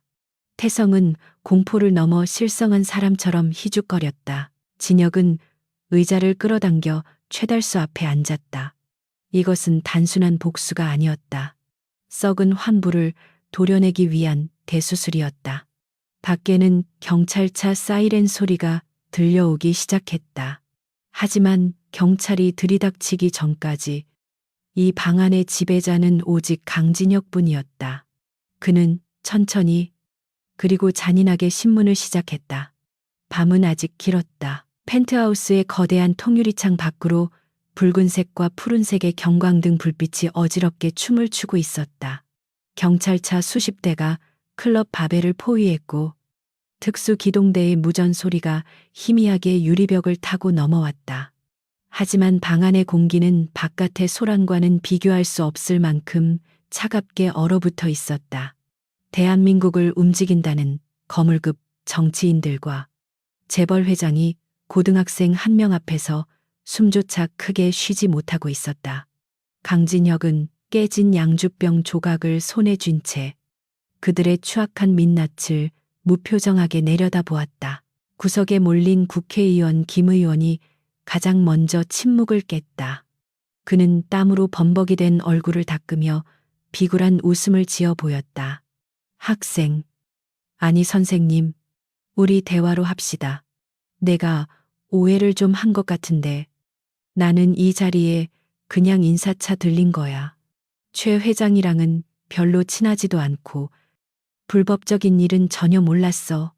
그는 뻔뻔하게 최달수 회장에게 모든 혐의를 뒤집어 씌우며 꼬리를 자르려 하고 있었다. 최달수 회장의 눈이 뒤집혔다. 믿었던 뒷배가 자신을 배신하려 하자 분노가 치밀어 올랐다. 김 의원님, 그게 무슨 소립니까? 지난번 재개발 허가내주는 대가로 받아가신 사과 상자가 몇 개인데 이제 와서 오리발이십니까? 두 사람은 서로를 향해 삿대질하며 고성을 질렀다. 우아한 척하던 가면이 벗겨지고 생존을 위해 서로의 목을 물어뜯는 짐승들의 본성만이 남았다. 진혁은 그 꼴을 보며 피식 웃었다. 그는 테이블 위에 놓인 리모컨 버튼을 눌렀다. 벽면의 스크린에 김 의원이 유흥업소 여종 업원을 끼고 앉아 최달수에게 뇌물을 받는 영상이 선명하게 재생되었다. 이거 5억입니다. 이번 선거 자금으로 쓰시죠. 영상 속 김 의원의 목소리가 방 안에 울려 퍼지자 김 의원의 얼굴은 흑빛으로 변했다. 그는 다리에 힘이 풀려 그 자리에 주저앉고 말았다. 서로 싸울 필요 없습니다. 어차피 다 같이 지옥으로 갈 거니까. 진혁의 목소리는 사형 선고처럼 단호했다. 그는 노트북 키보드를 두드렸다. 지금 이 영상과 자료들 이미 해외 서버를 우회해서 주요 방송사와 인터넷 커뮤니티에 뿌려지고 있습니다. 당신들이 막으려고 전화 돌릴 시간도 없을 겁니다. 진혁의 말에 방 안의 사람들은 경악하며 자신들의 휴대폰을 확인했다. 하지만 휴대폰은 먹통이었다. 진혁이 통신 잼머를 아직 끄지 않았기 때문이었다.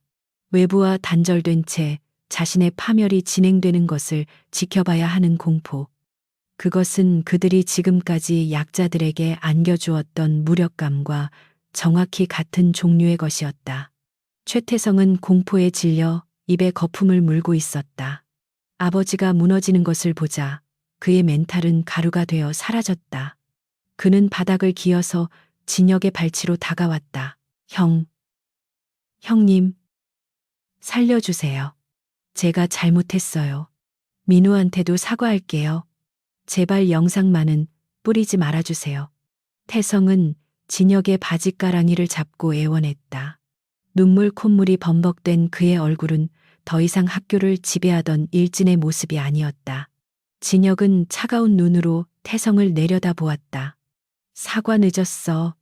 기회는 학교에서 줬었다. 네가 걷어찼을 뿐이지. 진혁은 태성을 발로 밀어냈다. 그때 펜트하우스의 현관문 밖에서 확성기 소리가 들려왔다. 안에 있는 용의자는 들어라. 우리는 경찰이다.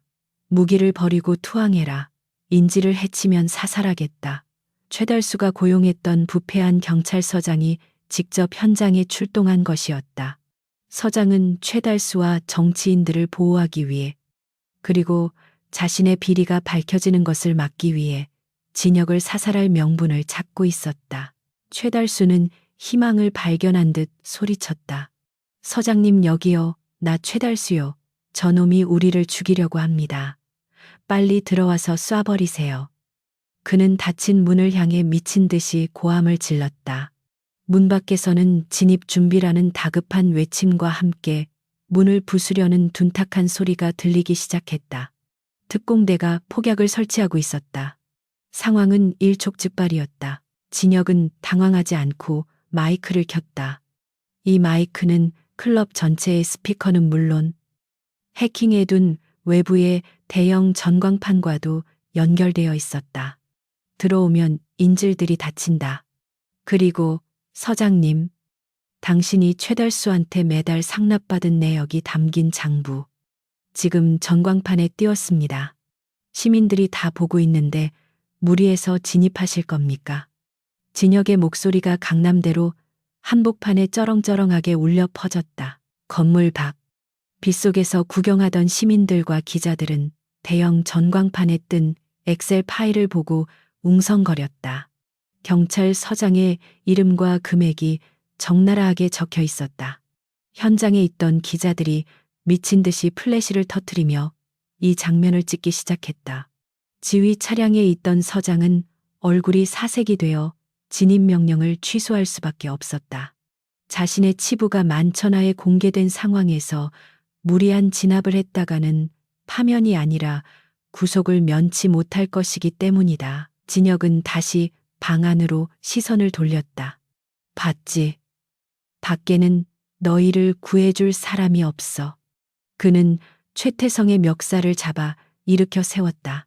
그리고 카메라 렌즈 앞으로 끌고 갔다. 자, 전 국민이 보고 있다. 네가 민우한테 무슨 짓을 했는지 네 입으로 직접 설명해. 진혁은 태성의 뺨을 가볍게 툭 쳤다. 태성은 카메라의 붉은 불빛을 보자마자 히익 하고 숨을 들이켰다. 저는 태성은 말을 잇지 못했다. 수천만 명의 시선이 자신을 보고 있다는 압박감이 그를 짓눌렀다. 말 못하겠어. 그럼 내가 도와주지. 진혁은 태성의 학교폭력 영상을 재생했다. 민우를 밟고 침을 뱉으며 웃는 태성의 모습이 스크린과 전광판을 통해 생중계되었다. 시민들은 경악하며 야유를 보냈다. 인터넷 댓글창은 순식간에 분노로 도배되었다. 최달수는 바닥을 치며 통곡했다. 안 돼. 내 회사. 내 인생. 대한건설의 주가는 내일 아침 개장과 동시에 휴지 조각이 될 것이 분명했다. 수십 년간 쌓아 올린 공든탑이 고작 하룻밤 사이에, 그것도 고등학생 한 명에 의해 철저하게 무너져 내리고 있었다. 이것은 육체적인 죽음보다 더 끔찍한 사회적 사형 선고였다. 진혁은 그들의 절망을 충분히 감상한 뒤 잼머를 껐다. 그러자 방 안의 모든 휴대폰이 동시에 울리기 시작했다. 가족, 보좌관, 회사 임원, 기자들의 전화가 폭주하고 있었다. 벨소리의 불협화음이 마치 그들을 위한 장송곡처럼 들렸다. 김 의원은 전화를 받자마자 욕설을 들으며 전화를 끊었고, 최달수는 비서실장으로부터 검찰 압수수색이 시작되었다는 보고를 받았다. 이게 현실일 리가 없어. 최달수는 넋이 나간 사람처럼 중얼거렸다. 그는 책상 서랍을 열어 숨겨두었던 권총을 꺼냈다. 이성을 잃은 그는 진혁을 향해 총구를 겨누었다. 너만 없으면 돼. 너만 죽으면 이 악몽도 끝날 거야. 그의 눈은 광기로 번들거렸다. 정치인들은 비명을 지르며 테이블 밑으로 숨었다. 진혁은 총구를 보고도 눈 하나 깜짝하지 않았다. 쏴봐. 그게 네 마지막 선택이라면. 진혁은 천천히 최달수에게 다가갔다. 최달수의 손이 심하게 떨렸다. 탕 총소리가 울렸다. 하지만 총알은 진혁을 빗나가 천장의 샹들리에를 맞췄다. 거대한 크리스털 샹들리에가 요란한 소리를 내며 바닥으로 떨어졌다. 파편이 튀고 먼지가 피어올랐다. 진혁은 그 틈을 타 최달수의 손목을 낚아채고 총을 빼앗았다. 그리고 간단한 동작으로 총을 분해해버렸다. 부품들이 바닥에 우수수 떨어졌다. 당신은 총을 쏠 자격도 없어. 감옥에 가서 평생 죄책감 속에 살아. 진혁은 최달수의 정강이를 걷어찼다. 최달수는 비명을 지르며 쓰러졌다. 천하를 호령하던 재벌 회장의 말로는 너무나 비참했다. 진혁은 창가로 다가갔다. 아래를 내려다보니 수많은 인파와 경찰이 개미떼처럼 보였다. 이제 그가 나갈 차례였다. 그는 인질극을 벌일 생각이 없었다.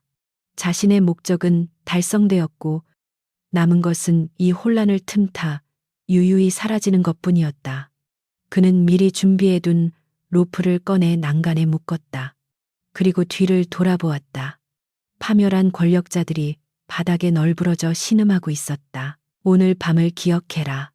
약자들의 눈물이 모이면 어떤 쓰나미가 되는지. 진혁은 마지막 경고를 남기고 난간을 넘었다. 그는 로프를 타고 어둠 속으로 하강했다. 5층 높이에서 떨어지는 그의 모습은 마치 검은 박쥐처럼 보였다. 경찰들이 뒤늦게 옥상으로 진입했지만 진혁은 이미 사라지고 없었다.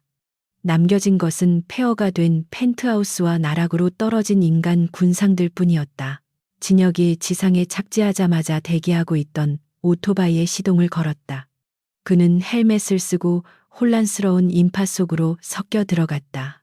전광판에서는 여전히 최태성의 악행과 최달수의 비리장부가 반복해서 재생되고 있었다. 사람들은 분노하고 있었고 세상은 뒤집혔다. 진혁은 쉴드 너머로 그 광경을 바라보며 쓸쓸한 미소를 지었다. 하지만 아직 끝난 것이 아니었다. 흑룡파의 잔당들이 남아 있었고 부패한 경찰 조직은 진혁을 잡기 위해 혈안이 될 것이다. 그리고 무엇보다 이 모든 사태를 뒤에서 조종하던 더 큰 배우가 움직일 가능성이 있었다. 진혁은 엑셀을 당겼다. 오토바이가 빗길을 가르며 질주했다. 그의 전쟁은 이제 막 새로운 국면에 접어들고 있었다. 진혁은 안전가옥으로 향하는 대신 민우가 있는 병원 근처로 방향을 틀었다. 민우의 상태가 걱정되기도 했고 혹시 모를 보복에 대비해 주변을 정찰해야 했다. 병원 앞은 의외로 조용했다. 아니, 너무 조용했다. 진혁의 감각이 경고 신호를 보냈다. 놈들은 이미 병원에 손을 썼을 수도 있었다. 그는 오토바이를 골목에 숨기고 은밀하게 병원 건물로 접근했다. 로비에는 평소와 다르게 낯선 남자들이 서성거리고 있었다. 환자복을 입고 있지만 덩치가 크고 눈매가 날카로운 자들. 흑룡파가 심어놓은 감시병들이었다. 진혁은 입술을 깨물었다. 역시 그들은 치졸했다. 자신이 펜트하우스에서 난동을 부리는 사이 인지를 확보하려 한 것이다. 진혁은 주머니 속의 나이프를 꽉 쥐었다. 오늘 밤은 쉴 틈이 없을 것 같았다. 진혁은 비상계단을 통해 민우의 병실이 있는 6층으로 올라갔다. 복도 끝 민우의 병실 앞에는 아무도 없었다. 그것이 더 수상했다. 진혁은 문을 조심스럽게 열었다. 병실 안은 어두웠다. 침대 위에 민우가 누워있는 실루엣이 보였다. 진혁이 안도의 한숨을 내쉬며 다가가는 순간 등 뒤에서 차가운 금속성 소리가 들렸다. 기다리고 있었다. 쥐새끼. 진혁이 뒤를 도는 것과 동시에 불이 켜졌다. 병실 화장실에서 나온 남자가 총을 겨누고 있었다. 그는 장두식보다 훨씬 더 위험해 보이는 인물이었다. 말끔한 정장에 무표정한 얼굴, 그리고 손에 든 소음권총. 그는 최달수가 아껴두었던 최후의 보루, 전직 국정원 블랙 요원 출신 해결사 김 실장이었다. 회장님이 내놈 처리를 부탁하시더군. 꽤 비싼 값을 부르셨어. 김 실장이 비릿하게 웃었다. 진혁은 양손을 천천히 들어 올렸다. 병원이다. 여기서 총을 쏘면 시끄러워질 텐데. 진혁이 침착하게 말했다. 김 실장은 코웃음을 쳤다. 걱정 마. 소음기 성능이 좋으니까. 그리고 넌 여기서 자살한 걸로 처리될 거야. 죄책감을 못 이겨서 말이지. 상황은 최악이었다. 정면에는 총을 든 프로킬러. 뒤에는 의식 없는 민우. 공간은 협소했고 피할 곳은 없었다. 진혁의 머릿속이 빠르게 회전했다. 상대의 시선, 방아쇠를 건 손가락의 압력, 거리에 따른 탄도, 모든 변수를 계산했다. 승산은 10% 미만. 하지만 해야만 했다. 진혁은 민우를 지키기 위해서라면 목숨을 걸 각오가 되어 있었다. 유언은 있나 김 실장이 방아쇠에 손가락을 걸었다. 진혁의 눈빛이 매섭게 변했다. 유언은 네가 준비해라. 그 순간 진혁이 손에 쥐고 있던 동전 하나를 전등 스위치를 향해 던졌다. 딱 하는 소리와 함께 병실이 다시 암흑천지로 변했다. 동시에 두 발의 총성이 어둠을 갈랐다. 픽, 픽. 짧은 섬광이 번쩍였다. 과연 쓰러진 것은 누구인가? 정적만이 병실을 감돌았다. 어둠은 강진혁에게 있어 가장 편안한 안식처이자 가장 강력한 무기였다. 동전이 스위치를 때려 병실에 불이 꺼지는 순간 진혁의 몸은 이미 원래 있던 자리에서 사라져 있었다. 김 실장의 총구에서 뿜어져 나온 두 발의 총알은 진혁이 서 있던 잔상, 정확히는 빈 침대의 매트리스만을 뚫고 지나갔다. 소음기가 장착된 탓에 총성은 둔탁한 파열음으로 그쳤지만 화약 냄새는 순식간에 소독약 냄새를 덮어버렸다. 진혁은 숨소리를 죽인 채 바닥을 낮게 기어 이동했다. 그의 감각은 어둠 속에서도 대낮처럼 선명하게 상대를 추적하고 있었다. 김 실장은 당황하지 않았다. 그는 국정원 블랙 요원 출신답게 즉시 몸을 벽 쪽으로 붙여 사각지대를 없애고 예민한 청각으로 진혁의 위치를 찾으려 했다. 제법이군. 불을 끄다니. 김 실장의 목소리가 허공을 갈랐다. 그는 무작정 총을 난사하는 아마추어가 아니었다. 총구 섬광이 자신의 위치를 노출시킨다는 것을 알기에 그는 방아쇠에서 손을 떼고 품에서 단검을 꺼내 들었다. 좁은 병실 안에서의 근접 전투라면 총보다 칼이 더 빠르고 치명적일 수 있었다. 진혁은 침대 밑에서 소리 없이 굴러나와 김 실장의 측면으로 접근했다. 병실 안의 모든 사물이 그의 머릿속에 3D 지도처럼 그려져 있었다. 링거 거치대, 보조 의자, 그리고 의식 없는 민우가 누워있는 침대. 진혁은 손에 잡히는 스테인리스 트레이를 반대편 벽으로 집어던졌다. 챙그랑 날카로운 금속음이 정적을 깨뜨렸다. 김 실장의 신경이 본능적으로 소리가 난 쪽으로 쏠린 찰나의 순간 진혁이 바닥을 박차고 튀어올랐다. 김 실장은 속았다는 것을 깨닫고 황급히 칼을 휘둘렀지만 진혁의 속도가 한 수 위였다. 진혁은 김 실장의 손목을 낚아채 칼날의 궤적을 틀어버리고 그대로 팔꿈치로 놈의 관자놀이를 가격했다. 퍽뼈와 뼈가 부딪히는 소름 끼치는 소리가 났다. 김 실장은 휘청거리면서도 반대 손으로 진혁의 복부를 노리고 주먹을 찔렀다. 하지만 진혁은 그 주먹을 손바닥으로 받아내며 그 반동을 이용해 김 실장의 품으로 파고들어 유도식 업어치기를 시전했다. 거구의 김 실장이 공중에서 반바퀴를 회전하며 병실 바닥에 처박혔다. 쿵 건물이 울릴 정도의 충격이었다. 김 실장은 신음하며 일어나려 했지만 진혁은 틈을 주지 않고 그의 팔을 뒤로 꺾어 제압했다. 우직근 어깨 관절이 탈구되는 소리와 함께 김 실장의 입에서 비명이 터져 나왔다. 진혁은 김 실장의 목덜미에 있는 급소를 강하게 눌러 그를 기절시켰다. 상황 종료. 불과 30초도 걸리지 않은 전광석화 같은 제압이었다. 진혁은 거친 숨을 몰아쉬며 스위치를 켜 불을 밝혔다.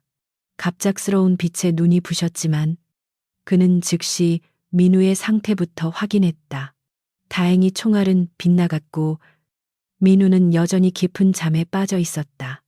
진혁은 기절한 김 실장을 링거줄과 침대 시트로 꽁꽁 묶어 화장실 욕조에 처박아 두었다. 그리고 깨진 유리 조각과 어지러진 집기들을 대충 정리했다. 잠시 후 복도에서 다급한 발소리가 들려왔다. 병실 문이 열리고 민우의 어머니가 물병을 든 채 들어왔다. 그녀는 바닥에 떨어진 핏방울과 엉망이 된 병실을 보고 경악했다. 진혁 학생, 이게 무슨 일이야? 무슨 소리가 들렸는데? 그녀의 눈동자가 공포로 흔들렸다. 진혁은 최대한 차분한 표정으로 그녀를 안심시켰다.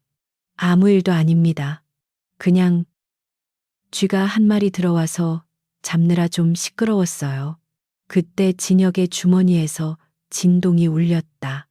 박 실장이었다. 강진혁.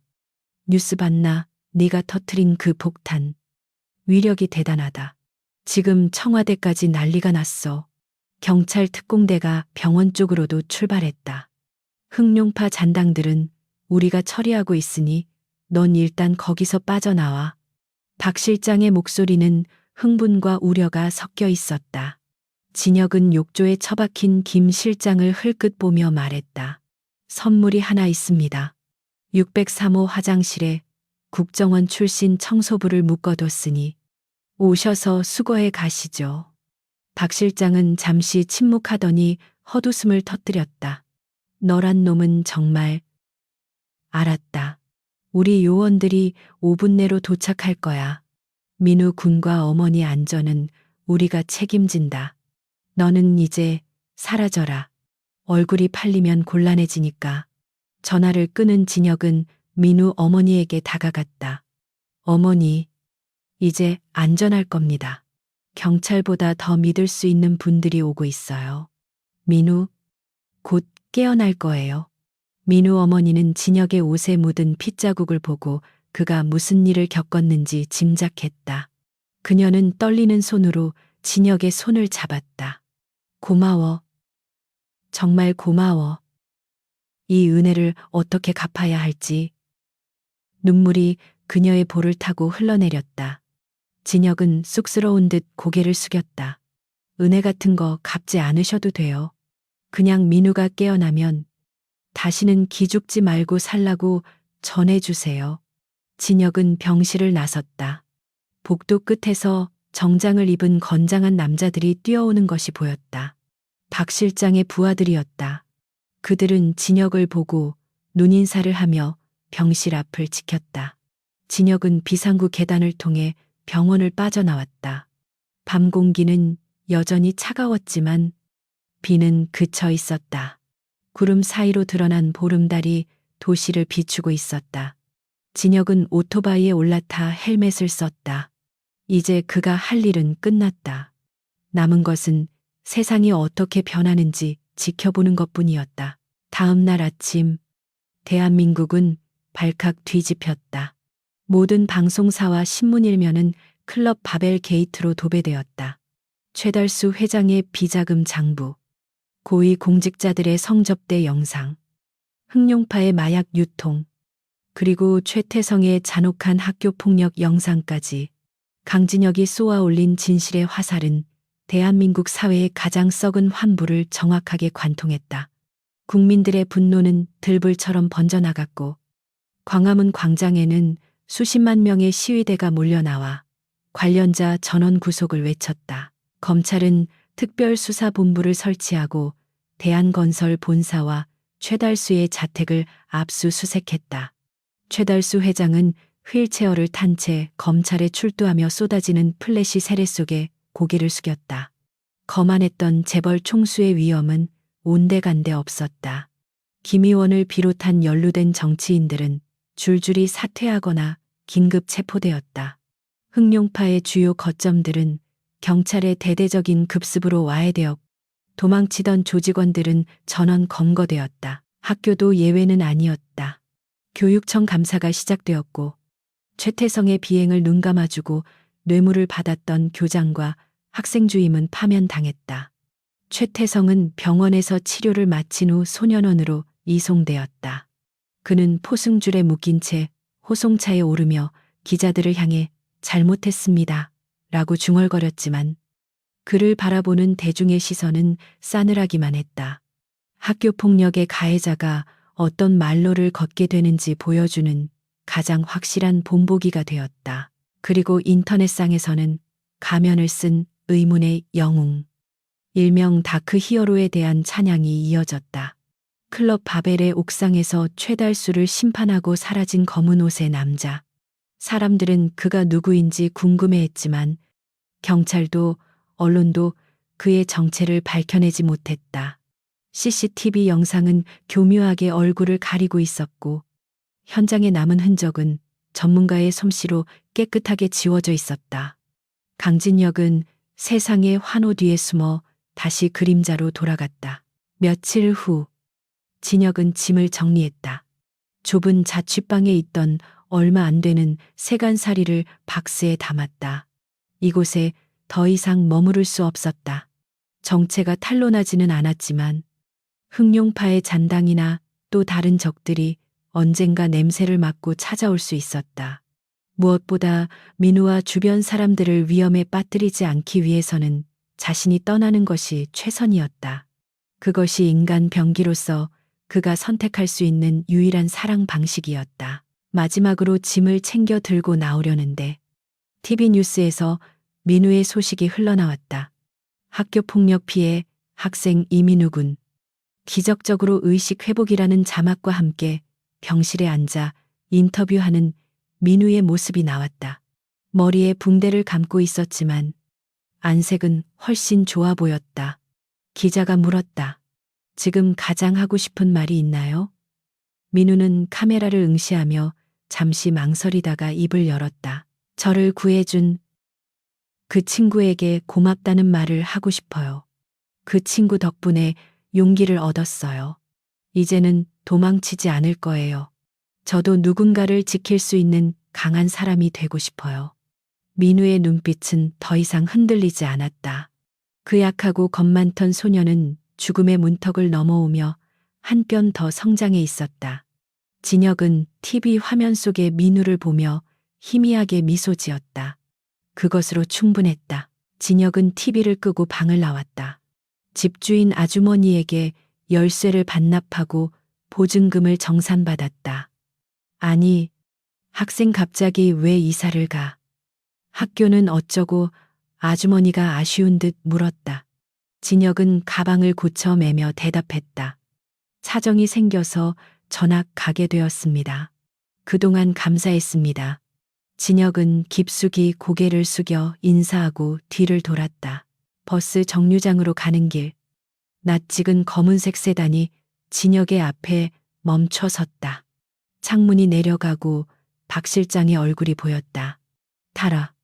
터미널까지 태워주마. 진혁은 잠시 망설이다가 조수석에 올라탔다. 차 안에는 어색한 침묵이 흘렀다. 박 실장이 먼저 입을 열었다. 김 실장은 국정원 감찰실로 넘겨졌다. 네 덕분에 내부의 썩은 줄기까지 쳐낼 수 있었어. 고맙다. 진혁은 창밖 풍경을 바라보며 무심하게 대답했다. 고마워하실 거 없습니다. 제 일을 했을 뿐이니까요. 박 실장은 백미러로 진혁을 쳐다보았다. 앞으로 어쩔 셈이냐. 다시 복귀할 생각은 없나.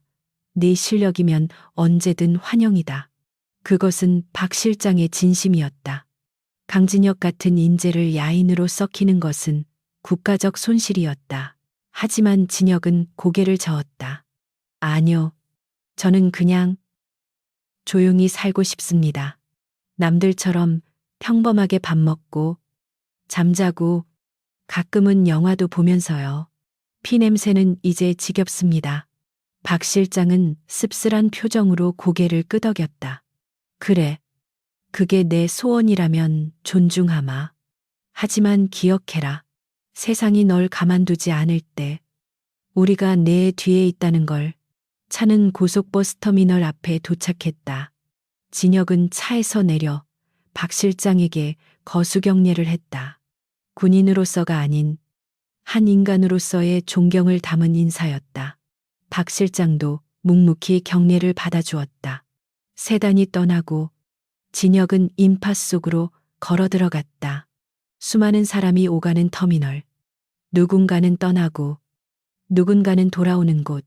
진혁은 매표소에서 가장 멀리 가는 티켓을 끊었다. 목적지는 중요하지 않았다. 어디가 되었든 그곳에는 또 다른 삶이 기다리고 있을 것이다. 어쩌면 또 다른 악당들이 그를 기다리고 있을지도 모른다. 하지만 이제 진혁은 두렵지 않았다. 그는 자신이 누구인지 무엇을 해야 하는지 정확히 알고 있었다. 그는 그림자 속의 숨은 영웅이 아니라 자신의 신념을 지키기 위해 싸우는 한 인간이었다. 버스가 출발하자 진혁은 의자에 몸을 기댔다. 피곤이 몰려왔다. 지난 며칠간의 기억들이 주마등처럼 스쳐 지나갔다. 태성의 비열한 웃음, 민우의 눈물, 클럽 바벨의 붕괴, 그리고 김 실장과의 사투. 모든 것이 끝났다.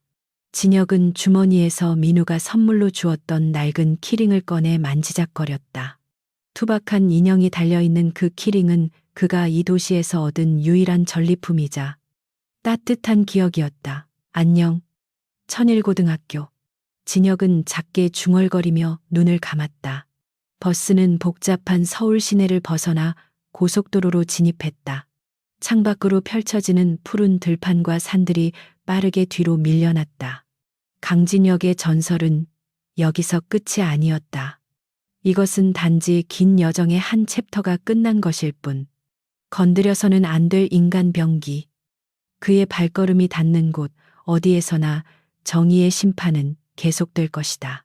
그러나 지금 이 순간만큼은 그는 살인 기계도 다크 히어로도 아닌 그저 피곤한 여행자 강진혁이고 싶었다.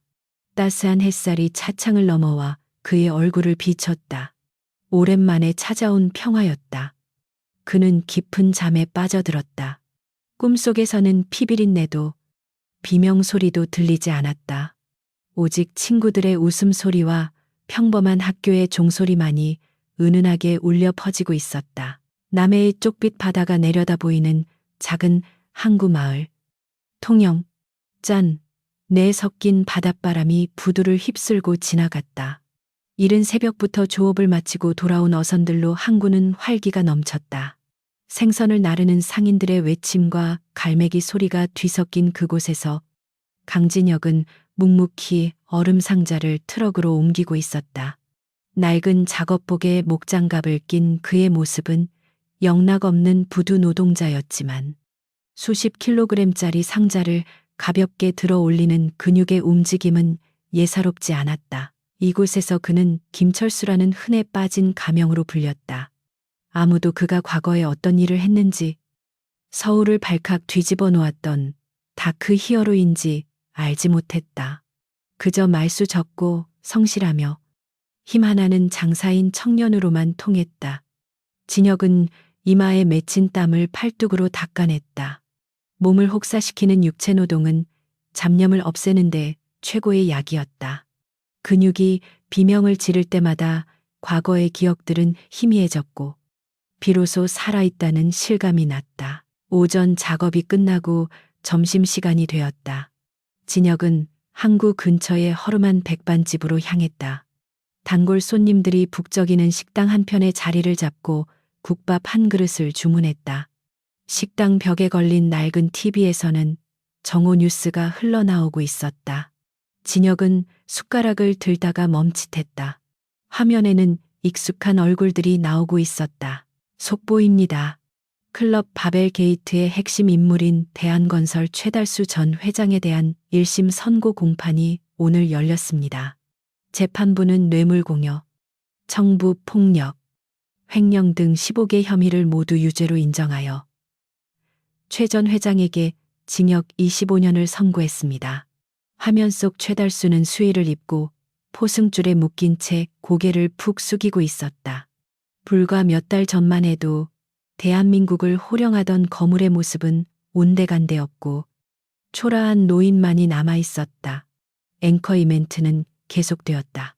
또한 학교 폭력 및 특수상해 혐의로 기소된 아들 최태성 군에게는 소년법의 보호 처분이 아닌 이례적인 징역형이 선고되었습니다.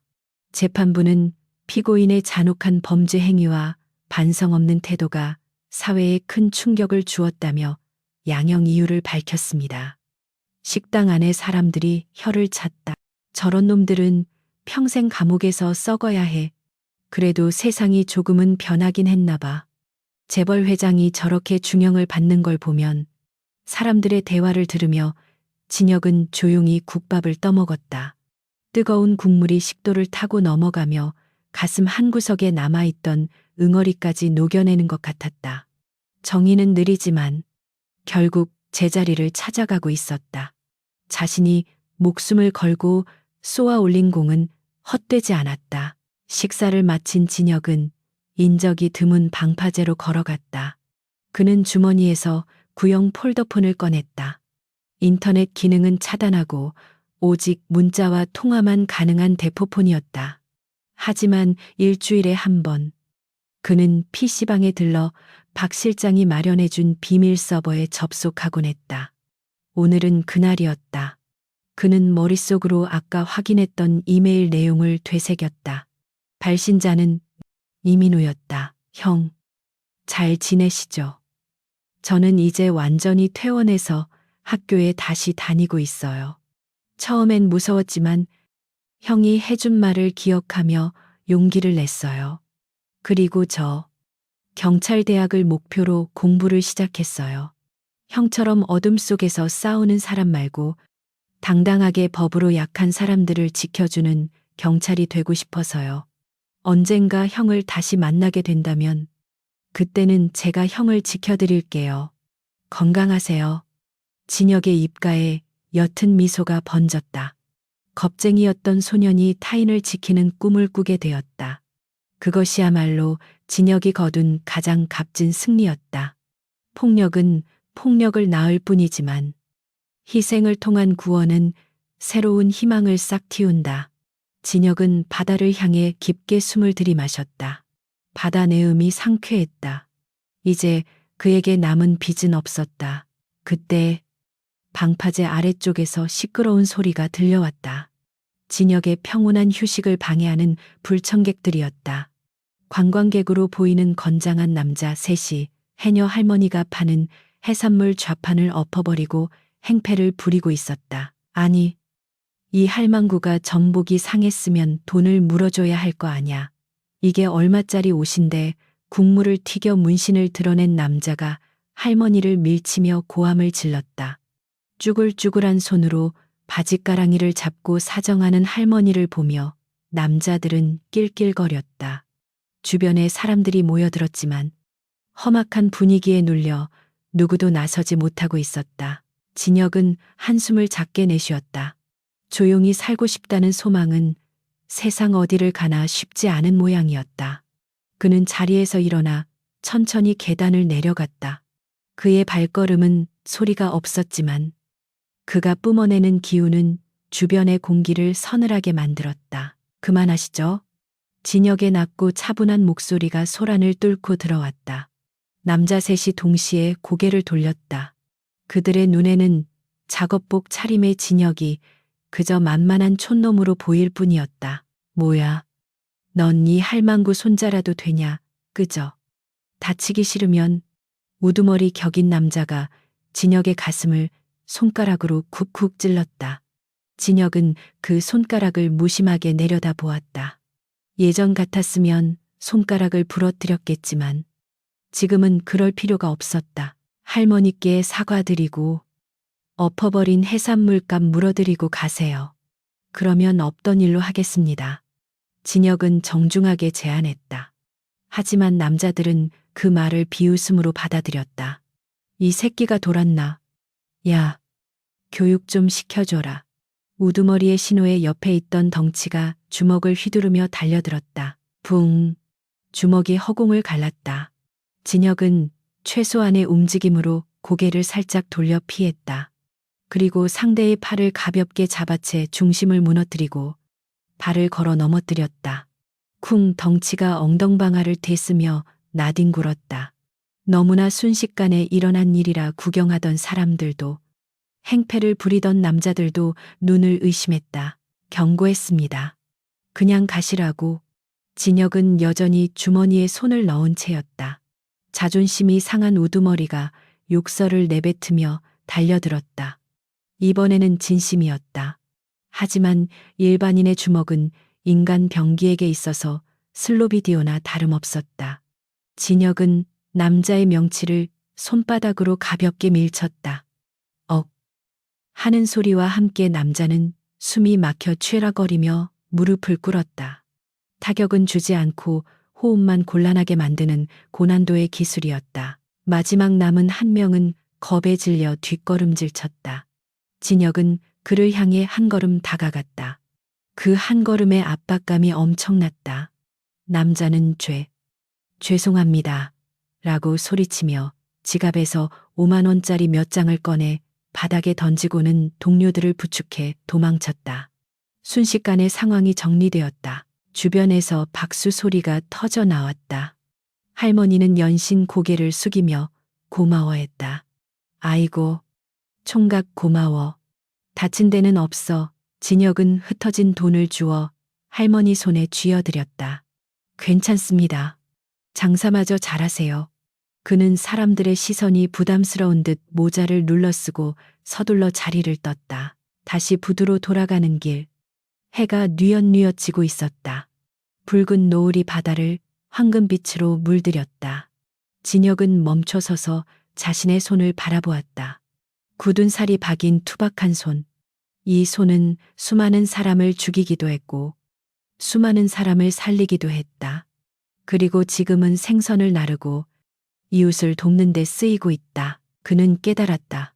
자신이 인간 병기라는 사실은 변하지 않는다. 그 꼬리표는 평생 그를 따라다닐 것이다. 하지만 병기라고 해서 반드시 파괴를 위해 존재해야 하는 것은 아니다. 누구의 손에 들리느냐에 따라, 그리고 어떤 의지를 담느냐에 따라 병기는 평화를 지키는 방패가 될 수도 있다. 강진혁은 이제 도망치지 않기로 했다. 자신의 과거로부터도, 자신에게 주어진 힘으로부터도 그는 이곳에서 평범한 김철수로 살아가겠지만 언제든 누군가의 도움이 필요한 순간이 오면 다시 그림자가 될 준비가 되어 있었다. 건드리면 안 되는 놈이라. 진혁은 피식 웃으며 혼잣말을 했다. 그래, 악당들에게는 그렇겠지. 그는 주머니에서 담배 한 개비를 꺼내 물려다 이내 관두고 바다에 던져버렸다. 건강이나 챙겨야겠다고 생각했다. 민우가 경찰이 되어 찾아오면 술이라도 한 잔 사줘야 할 테니까. 멀리서 백고동 소리가 길게 울려 퍼졌다. 새로운 하루를 준비하는 소리였다. 강진혁은 다시 삶의 현장으로 사람들의 틈바구니로 걸어 들어갔다. 그의 뒷모습은 더 이상 고독해 보이지 않았다. 그곳에는 폭풍을 잠재우고 비로소 평온을 찾은 진정한 강자의 여유가 흐르고 있었다. 항구의 불빛들이 하나둘 켜지며 밤을 밝혔다.